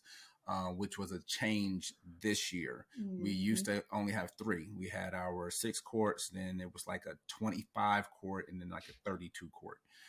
Now we have our sandwich bins, which I think or JPM Reptilia, which is a tad smaller than our 6 quarts. So fresh hatchlings, they'll go into those smaller ones first, and those are the greenery she's talking about. They go in there. It's a very little bushels. We cut them out and then we stick them in there so it'll help them shed because egg crate won't fit in there. And I actually tried to cut like one, and it just so do you vent those little bins or no vents? We do. So with we the have 1-inch vents. Our vents are it's almost a proprietary. They're not 1 inch, but we have a weird custom thing. You could try to, I guess, inbox us. We'll send you. We sell them as well. But we use plastic vents, so we don't have metal. They don't rust or anything. They really reliable. They'll pop in and pop out if you need to clean them, that kind of thing. But the actual drill bit, you need an exact drill bit. We actually can't find it in stores. You have to order it online. They couldn't find the drill bit, so we kits. sold them. We actually have a supply of them here. We sell them in kits where you can get them in because the cost of them when we started ordering, we have 4 220 rack from JPM Reptilia. So you're looking literally at 880 tubs, and then your overflow, we purchased probably 400 tubs in excess. Just for So cleaning you're looking standpoints. at right. So you're looking at over 1,000 tubs that you need to vent, or we wanted to vent. And at the time of the price of a 1-inch vent, you're probably spending a buck and change for each individual vent, even at discount. So I think the vents that we utilize now are very cost efficient, but we actually love them. We haven't had one pop out on its own or anything. So. And they're not, and like we don't even have to glue these. Yeah, they're form fitted with that drill bit that pops in and it's in. It's in, unless you physically like kind of pull down the tab and pop them out. Like you have to pull. And we vented them because we wanted to make sure that the humidity didn't build up in those enclosures. We don't know that they would, but we wanted to make sure that it didn't, being that we can control the ambient temp, and the humidity inside the entire facility. It was just best access to have as much going in there as possible. So if you're doing, so you have those cages, what cage say the animals, when they go from like 10 grams to your sellable size, 35, what's your sellable size? Like 28 to 35 or something? Probably 25 and up. We will have some, I guess, coming up with this big release that will be sub 25. But for the most part, we 11 grams and up. After they hit the 10 gram mark, they come out of the JPM Reptilia and they go into the 6 quart. And then how long are they in that? They're probably in that all the way to probably right at 20 grams. Yeah. When they start making their transition over, some of them even may 15 quart this year. Because you need that middle. Yeah, I just added a bunch of that middle size too. Yeah, we just ordered a ton of them from how you say it, GUIs. GUIs. Yeah, we ordered a bunch of them to add. To do the 15 quart stuff. Right. Just to take them from that like 20 gram. Oh, you're doing the tall shoebox from Container Store? Right. Yeah, we already actually got them. 5 boxes of the containers sitting in our here, living so room. we're just waiting on that cool. to come from Louise. So you're doing that, and that'll take the Gecko all the way from 20 to your sellable size, that 30, or they'll pretty much be ready to go. Okay, at that point. That's really cool. But what we've also found is we have a system. So since this is what we are doing primarily, like literally this, we do it full time. We have time on our hands where, okay, Mondays and Thursdays are slam full of Gecko work, but anything in between there is not. We're working on business and marketing and advertisement. That's one thing. But we do have logistics in the sense where we'll go through and I may go down there for 2-3 hours and pre-cut craft paper. All 6 quarts, 15 quarts, all full size. So you just have like a guide piece that you use, and then exactly, and you just snatch. And I have a cutter, so it's like a wrapping, gift wrapping cutter. So you just kind of pull it out, and it cuts itself. Yep. And you just stack the paper wherever you need it. Yep. And then if you're not doing that, you're sitting there. That's why I know those A crate slats, they cut into 6 parts. We got a system for that. If you're doing a breeder size, we'll cut it in half. We'll use 2 slats cut in half, and we'll organize it a special way, lay boxes, even down to mixing. We use PVC pipe. The PVC pipe going across, so they have climbing perches. And they got some vine that wraps around that, and so it's just like you've got a system. Every cage is the same.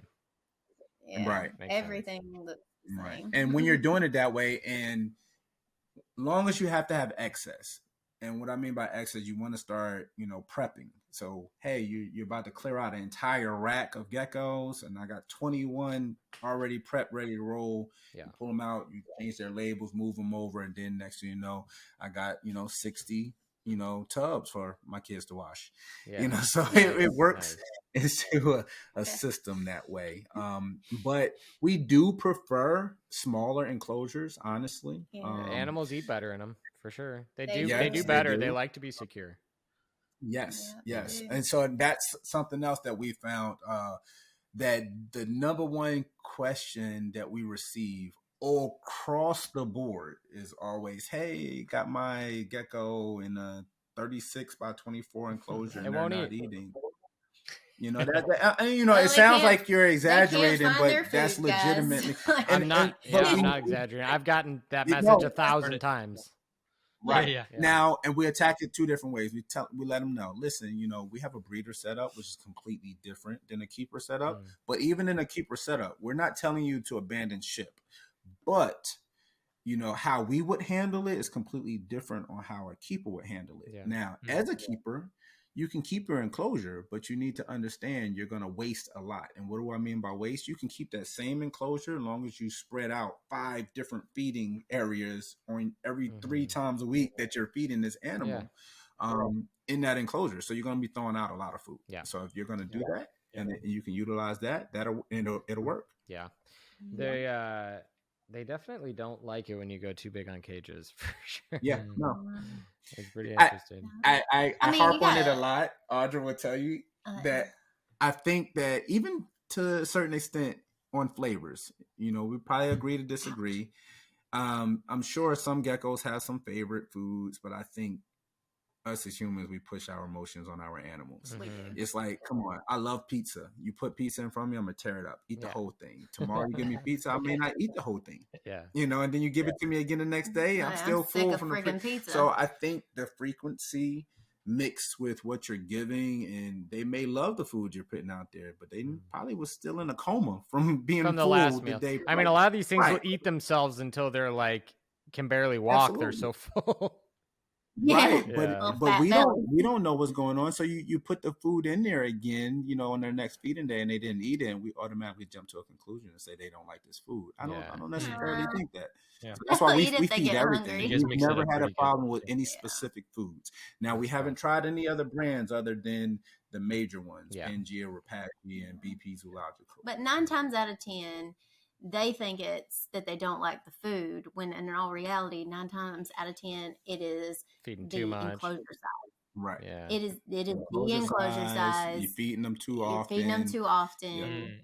It's just there are so many other things that you can troubleshoot to fix that, rather than just jumping to, mine won't eat watermelon, or mine won't eat anything but watermelon. So they're not. Another thing that's interesting is if you don't have any crickets in your rotation, their appetite's way lower. So really? From what I've seen, if you put a gecko on only diet, like you start a baby on diet, they will not eat as much diet as if you put you could feed them diet 2 times a week, crickets once a week. If you did diet twice a week and no crickets, they'd eat less diet than if you just add a cricket meal in. Even though there's another meal being added, I do think that there's something from like a digestion standpoint or from a energy standpoint of having that insect meal in that it pushes them to eat the diet. There's something about it. When you take crickets out, they just don't do very well. So I think also for us, our system has been working so far, and we never object to any type of change. But I think if you were, say you were needing them to necessarily grow, we don't have any true growth issues. But I think there's something to what you're saying, because I think, for instance, if you feed them on that Monday and then you do a gecko diet again on that Thursday, then theoretically speaking, they're probably full. And if you don't give them bugs on that Thursday, maybe you want to give them bugs on that Friday, because guess what? They're still going to eat those bugs even if they're full because of that food drive. That response, that predatory got to make sure that they get their gecko diet in plus the bug meal. But we don't have any issues on trying to kind of get them bigger, so we don't really have to. Because I will say, like, when we first started off, we did like dubia and crickets, and some of the geckos they just didn't eat the dubia. Well, dubia don't move. Yeah, exactly. There is no. You gotta wave it in front of them to get that, so they just wouldn't eat it. And across the board, all of the geckos, at some point in time, have eaten some crickets. But whenever that was the case, the ones that didn't really eat them, they also didn't eat very much of anything else as well. So I agree with you wholeheartedly on that. Thinking back on our experience with the dubia, but we put crickets in. When we switched over to crickets we have not had any Right. growth issues at all with them eating or now anything. dubia. I would love to do strictly dubia because they're Cost. so easy. They Cost are. effective. And Oh, they man. don't smell. The They entire last forever. colony, Yeah, you they're know. hardy. I think people also have success. We haven't tried the red runners and stuff we like haven't that. We tried haven't that. tried that, but I hear people have success with that because they move Because they're faster. movers. But yeah, the crickets have been, and Gans trying to catch them because we get a weekly supply from them, 12,000 crickets, and trying to get on them because they've been pretty good, but every week we get that from them. It's very cost effective though. Going with Gans. Probably $80 a week is what 12,000 crickets. I mean, could you imagine going to Gecko and getting enough of them? I remember going. We did that when we first started, and that was a fortune. Yeah, $80 don't get you very far. No, that's like 4 dozen. Yeah, it don't get you very far. The local pet shop sells it at 14 cents per cricket. Doesn't matter what size. Yeah. Oh my God, that is crazy. But at that price, be like, doing look, you gotta count mine out one by one. One by one. That little measuring that one's a little bigger. I'll take that one. Yeah. No, man. I cut them in half. Yeah. Yeah, for real. So we've talked a little bit about beginning, kind of like early days, current day. I want to talk a little bit about the future. Where do you see Flawless Crested Geckos going 2 years from now, 5 years from now, 10 years from now? I assume, Will, from knowing you have a plan. So what is, as much as you'll divulge, like what is kind of your vision for where the business is going to go as far as your goals? Transparent, I guess. I'm like, he's like, oh, mystery man, and I'm like, but I can tell he's got a plan though. Yeah. I mean, the gist of it, honestly, is continued growth. Along with that, we want to bring people along with us. So that's why we do the whole Patreon thing, and try to offer our assistance and kind of almost hand walk people through what we've experienced. Because a lot of the time, especially for us, we would love, that's why I love Brian to death.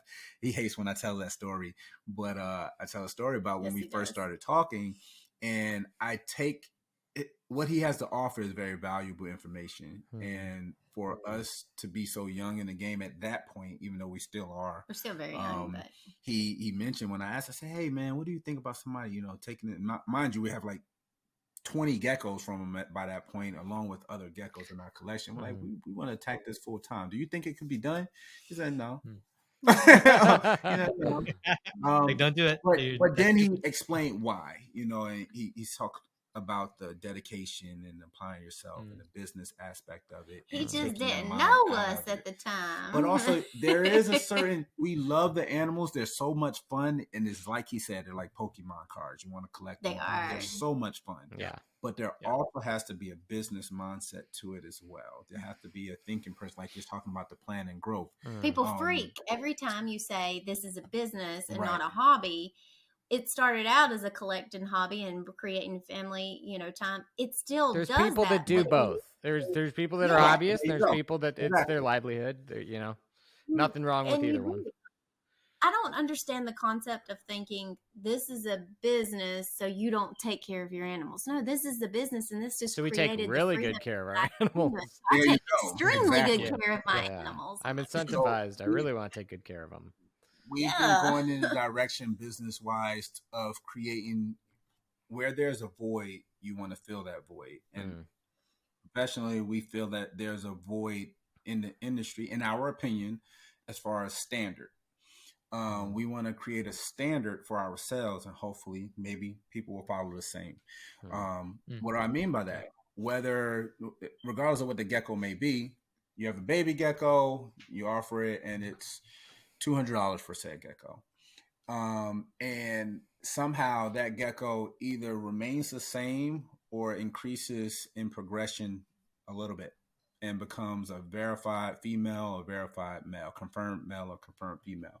And somehow that gecko still stays at 200 or is now on sale permanently. That doesn't make sense for the industry.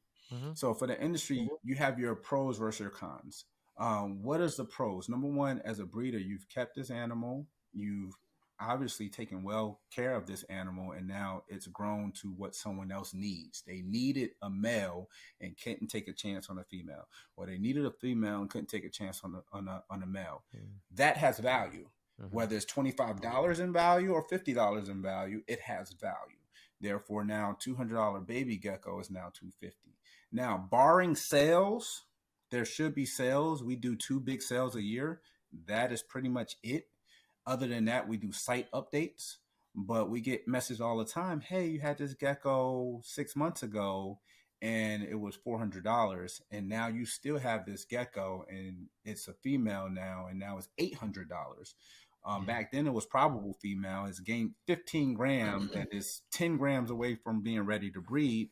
It's $800 now, but they want to give you the $400 for it. We'll just keep it until it sells to whoever it needs to sell. Because it will sell for $800. Right. Yeah. So it's like you want to create some type of standard, and almost to the point where they know, hey, as a consumer or as a hobbyist, you see an animal and it's available and it's what you need, you want to jump on said animal. Yeah. Because that's the other thing in this hobby is that there's all these geckos are one of one. You may see some that are like but they're one of one. You know, so we get messages all the time. Hey, remember that girl, that female you had? You got another one? No. They're all one of a kind. So you can create some type of standard where, you know, the time invested into the animal equates to something. Yeah. Regardless of what that standard means. But you guys are unique in that most people don't. I mean, you and Brian and a handful of others, most people are not putting the effort to put size on animals. They're just like, I'll sell it at 3 grams. Take your chances, you know, no pores visible, and then 90%. Now we're not ostracizing the hobby either. We don't want to push people against it. But just the other thing. Yeah, but you're filling a hole of something that people want. You know, it's very. But you also need to jump on the babies. You want to get them all, but in a sense, you want to make sure that you're. I tell people all the time. Listen, if you see a baby available and you want it, don't wait. Jump on it. I'm not saying don't buy babies, because guess what? You may run into a situation which we talked about earlier, where it's one of them geckos where 4 eyes. They're one of them pry from your cold dead hands type of geckos, and you bought them for $1,000, and you're never going to sell them. You may not have gotten that chance if we grew it out. Yeah. So it's one of them situations. So yes, if you see a gecko, no matter what stage it's in, and that you need it for whatever your program may be, you need to get it. Yeah. Yeah. So you can't afford not to if you're planning for this to be a business for you too. Right. Yes. Absolutely. Yes. Yeah. Or even hobby, if you're trying to create something that hasn't been created. And we look at things also as, you know, we talk about that void that we're feeling. We, from a business standpoint, you know, people are, what you do is you sell them a solution to whatever problem they have. You're not necessarily selling a product, you're selling a solution. Absolutely. And so the solution to my problem, that I'm missing a high white male that I need for this program, okay, who am I going to get it? Who is selling me an actual solution to my problem, not who is selling me just a gecko that looks pretty. You know, what all comes with that solution? What all comes with that gecko? And that's the thing that we've always said is our customer service is unparalleled. Right. I don't care, across the board. That is one thing that I will say, is that for the longest time when we were doing this, started out like really putting forth effort into the business side of things, our morph market response time was 6 minutes. Right. You got to be able to talk to people. You 6 minutes. I think it's like amazing 12 minutes right now, or maybe 7, something. It's slacking. Less than 20 minutes. Right, we're slacking. But see, it's so funny because I was third shift. He was first shift. So we was around the clock. We were around the excuses. Clock. Slacking. Yeah. That's right. That's there right. was nothing. Like I would get off of a call. I'd be fighting somebody, and I get in. I'm like, oh, let me check it, make sure. Now you guys have an automated thing. Yes. So how that came about was, business side of things. You want to make sure that you have open communication with your potential customers, future friends, any type of inquiry. So if we get something in and you didn't catch it, you want to at least say, hey, because a lot of people don't have websites and they use either Morph Market or Instagram as a priority and nothing else. So we want to direct you to something that may even answer your question that before you may have before we even get to it. That's another level of customer service. Right. So we push you, and you can direct check out. There's all kinds of different options you can do on that. Yeah. And as far as going forward with our business in the future, the one other thing I think, as far as solution, problem solution, a lot of people see the success that we've had, see some of these breeders that have this type of success, and they want to be able to replicate that. Right. Well, that is the business. So a lot of times you get a lot of people that are really anti talking about money, talking about business building, because they don't equate the reptile industry as a real viable source for money. And there is more money in this industry than I've seen. There's more return on investment in this industry than I've seen in any other We go over industry. the ROI, and that's very important. Your return on investment, and comparatively to cars or other investments, real estate, I mean, there's not very many other things that you can get in that replicate. Yeah, I mean, we're breeding in animals, so I mean, we're kind of taking something and making something out of nothing. So right. So but and we tell people it takes work. It takes a lot of time, but and it's quite scary. But we want to give risk involved, and that's why a lot of times we say we started our Patreon, because some of this stuff is intellectual property. Right. And at that point, as much as we try to help everyone, if people are willing to support us like that, and the ability for them to come onto a subscription and pay this, and us give to them what all we have, plus being able to literally put the PDF out to be able to show them, okay, this is a good business decision. This is not. You need to come up with a business plan, business plan, write it What's down. your mission statement? What's your vision for your company? What do you see? Is there something that people can believe in? Right. Because and then, do you believe in yourself? And also changing the norm, because yes, even services like that, is a charge, but then to kind of circumvent that and put it in a way where it benefits them as well. It benefits them, but we still essentially do it for free. Yeah, smart, because everything they pay in, we give it back to them. Yeah, so I mean, it makes sense. You just got to be creative, and there's a ton of ways to do it. You just got to do some thinking. Yeah, no, I think that's really cool. So you guys are going to kind of keep doing what you're doing now, maybe scale that, move to the country, do another building, maybe go with a double wide instead of a single wide.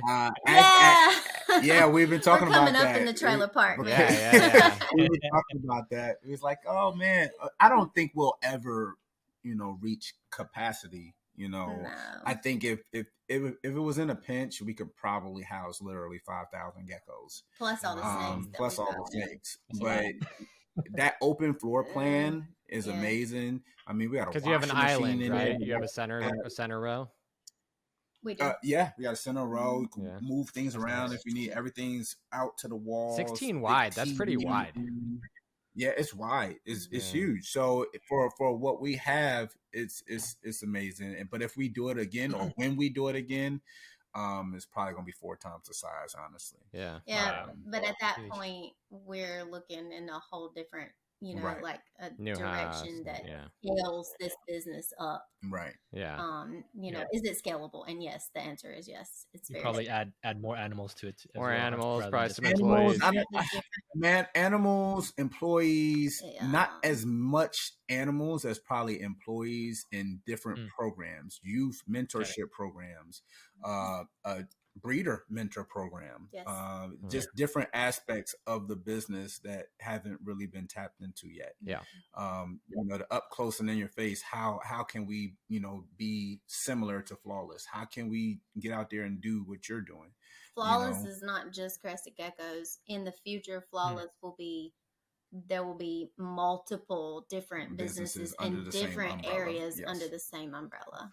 It's diversification of wealth, basically. So it'll be Flawless Reptiles. Flawless Exotic Creations. When are you going to just drop the Crested Gecko and just go Flawless Exotic Creations? We have Flawless Exotic Creations with the ball pythons, but eventually that will be the master brand. Oh, that's you guys. Yeah, I see it.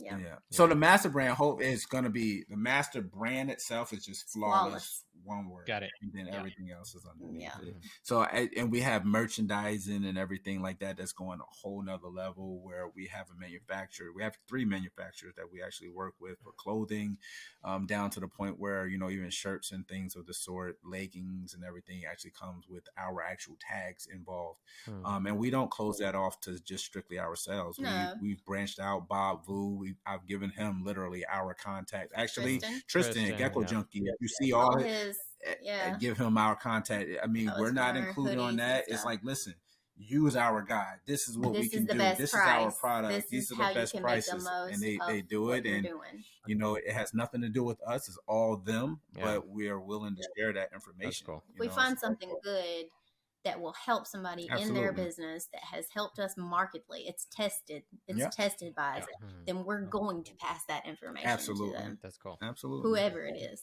That's awesome.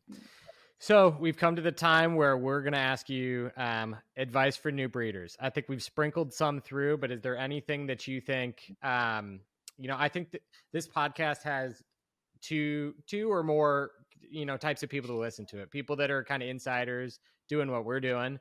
And then people that are maybe new and looking from kind of the outside in, like, oh man, I really want to do this either from a hobby standpoint or a business standpoint. Yeah. What would you say to maybe somebody that's newer? I know we've said a lot of stuff, but maybe pick something we haven't talked about. I think two really, really pertinent points is when you first start really taking it from a hobby to a business, that's going to be a totally different level. But when you first start out completely and you find that this is something that you want to create a collection and not just like a one-off, you find what you like. Doesn't matter if it's popular or not. You find what you like and make that your specific thing that you are known for. You make it the best that you possibly can make it.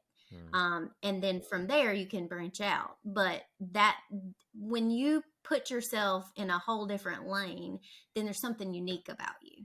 So it helps you to stand out. That's one of the things. And find you someone who is willing to be your mentor, or do, like, for instance, we subscribed to a Patreon ourselves, and we picked one that we felt could take us in a level that we needed some guidance in. So we pay that, so if you've got somebody that you really feel like they will help you take it to the next level, and whatever you're putting in, your return on your investment is astronomical by just listening to those people, do it. Those are the two things that I will say going forward to do. I would say take everything with a grain of salt. Take the good with the good, leave the bad where it's at. Stay out of the negativity. As a new person getting into it, just get started. Just get rocking and rolling. Learn as much as you possibly can learn. And you're going to have to get out of your own way, meaning you're going to have to put yourself out there. So if you're not a video person, you might want to just get in front of a camera and just start recording yourself. It's very important. People like to see a face to the brand, to the name. They like to see, they feel that you can trust a person a little bit more if you can kind of, see that person, see that brand, see that company.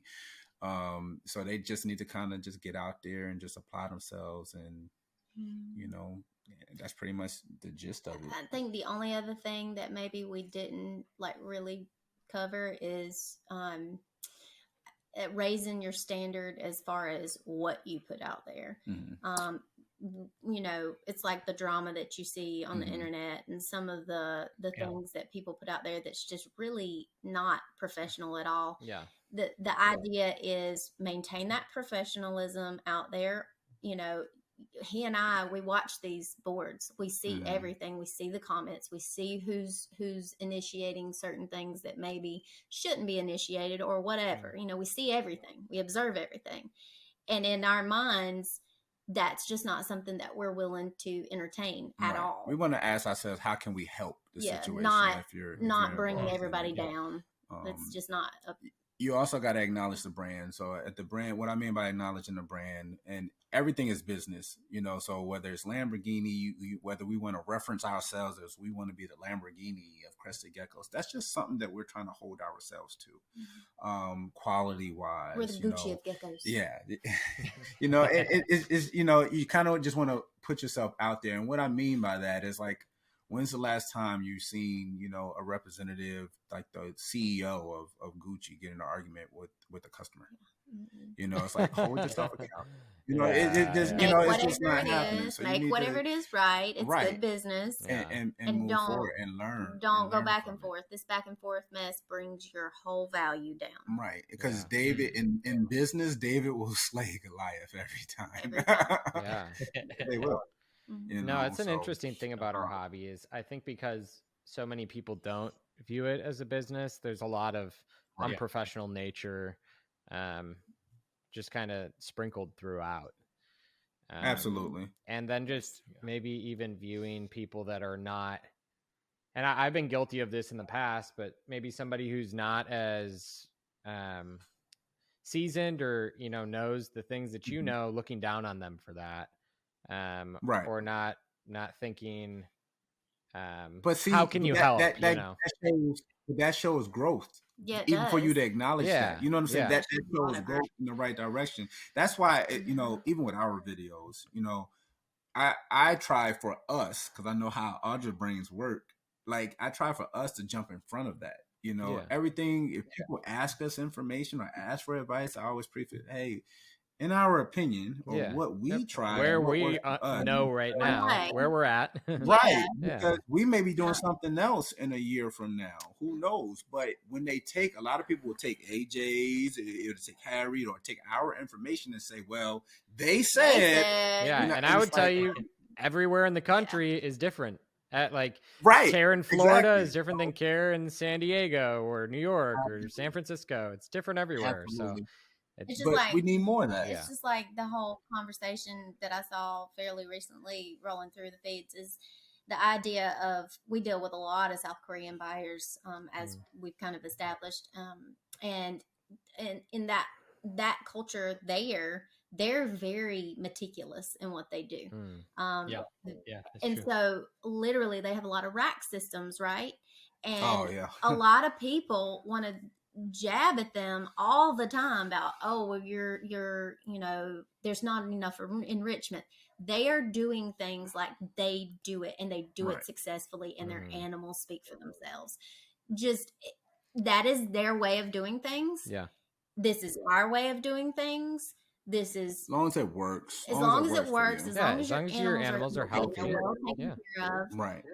It stops. It's just like, stop with it, because everybody has their own way of doing things. And certain geckos, they will truly have personalities, and we're not saying that. But these are the same geckos that will poop in their food and then eat it. Okay, so come on, guys. They're not very smart.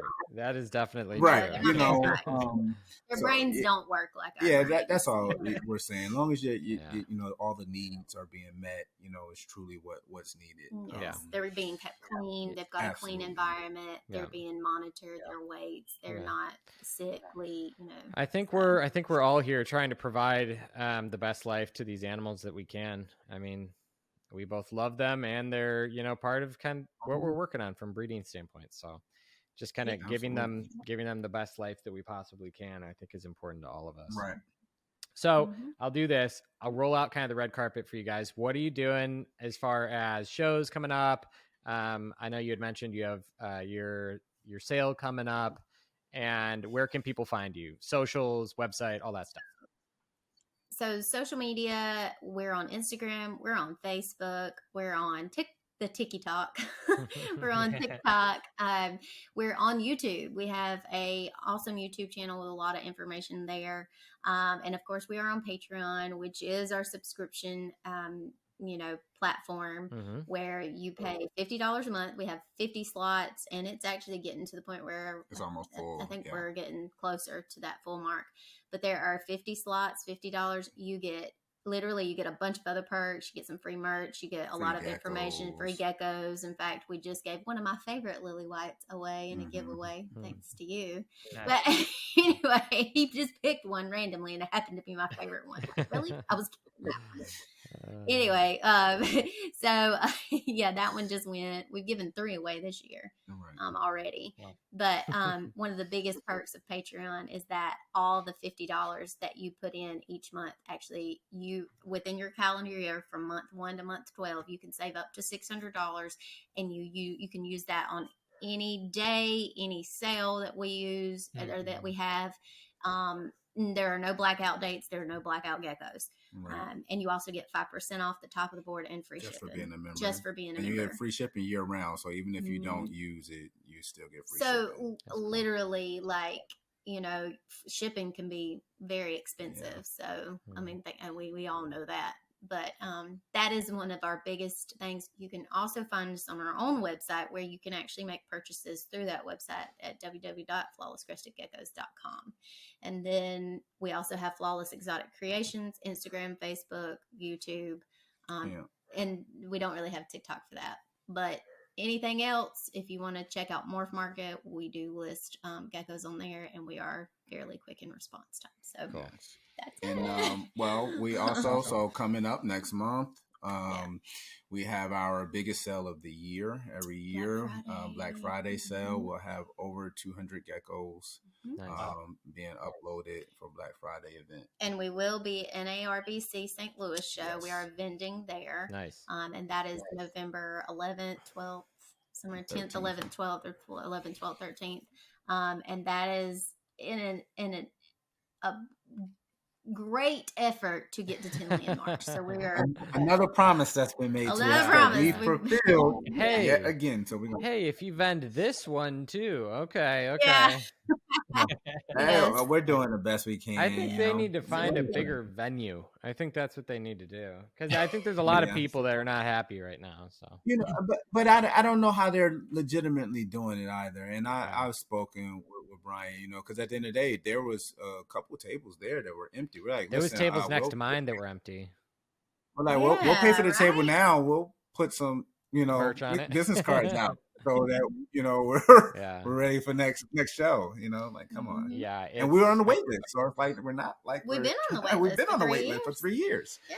That's the one show that we were interested in doing. Right. We just don't know how the dynamics and the logistics work, because we want everyone, like you said, people leapfrogged us. Like, there was I won't get too deep into it, but we paid for a third table at our booth, and they refunded us and said, "Oh, we don't have the table for you."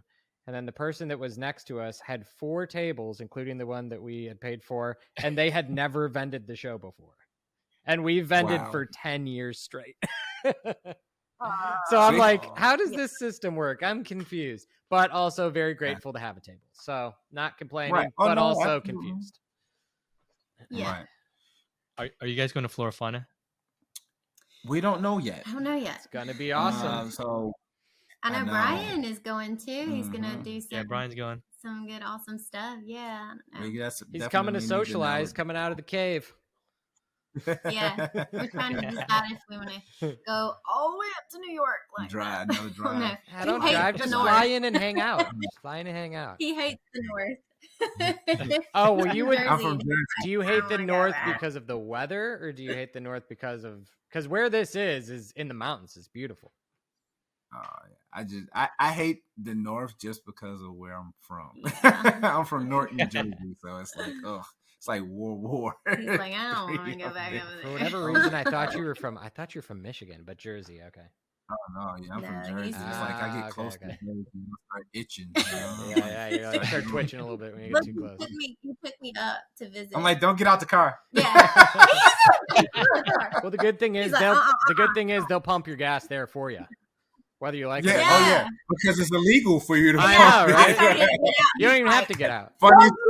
Funny story is, I came down here and I sat in the car and I waited. I'm cursing this guy out. I'm like, nobody coming to pump my gas. Nobody pumping your gas down here. What are you talking about? You got 2 hands and 2 legs. Get your head out the car. That's so yeah.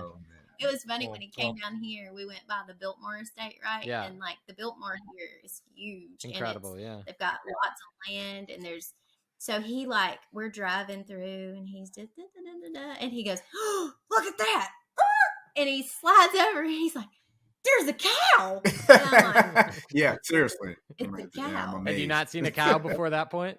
Not in the field. I mean, they're everywhere. I'm from Come what to they my call house. the concrete They're all over the jungle. place. It's nothing but concrete. Now, AJ, you are from where exactly? I'm from Northern Illinois, but my family moved down here about 7 or 8 years ago, and then I moved.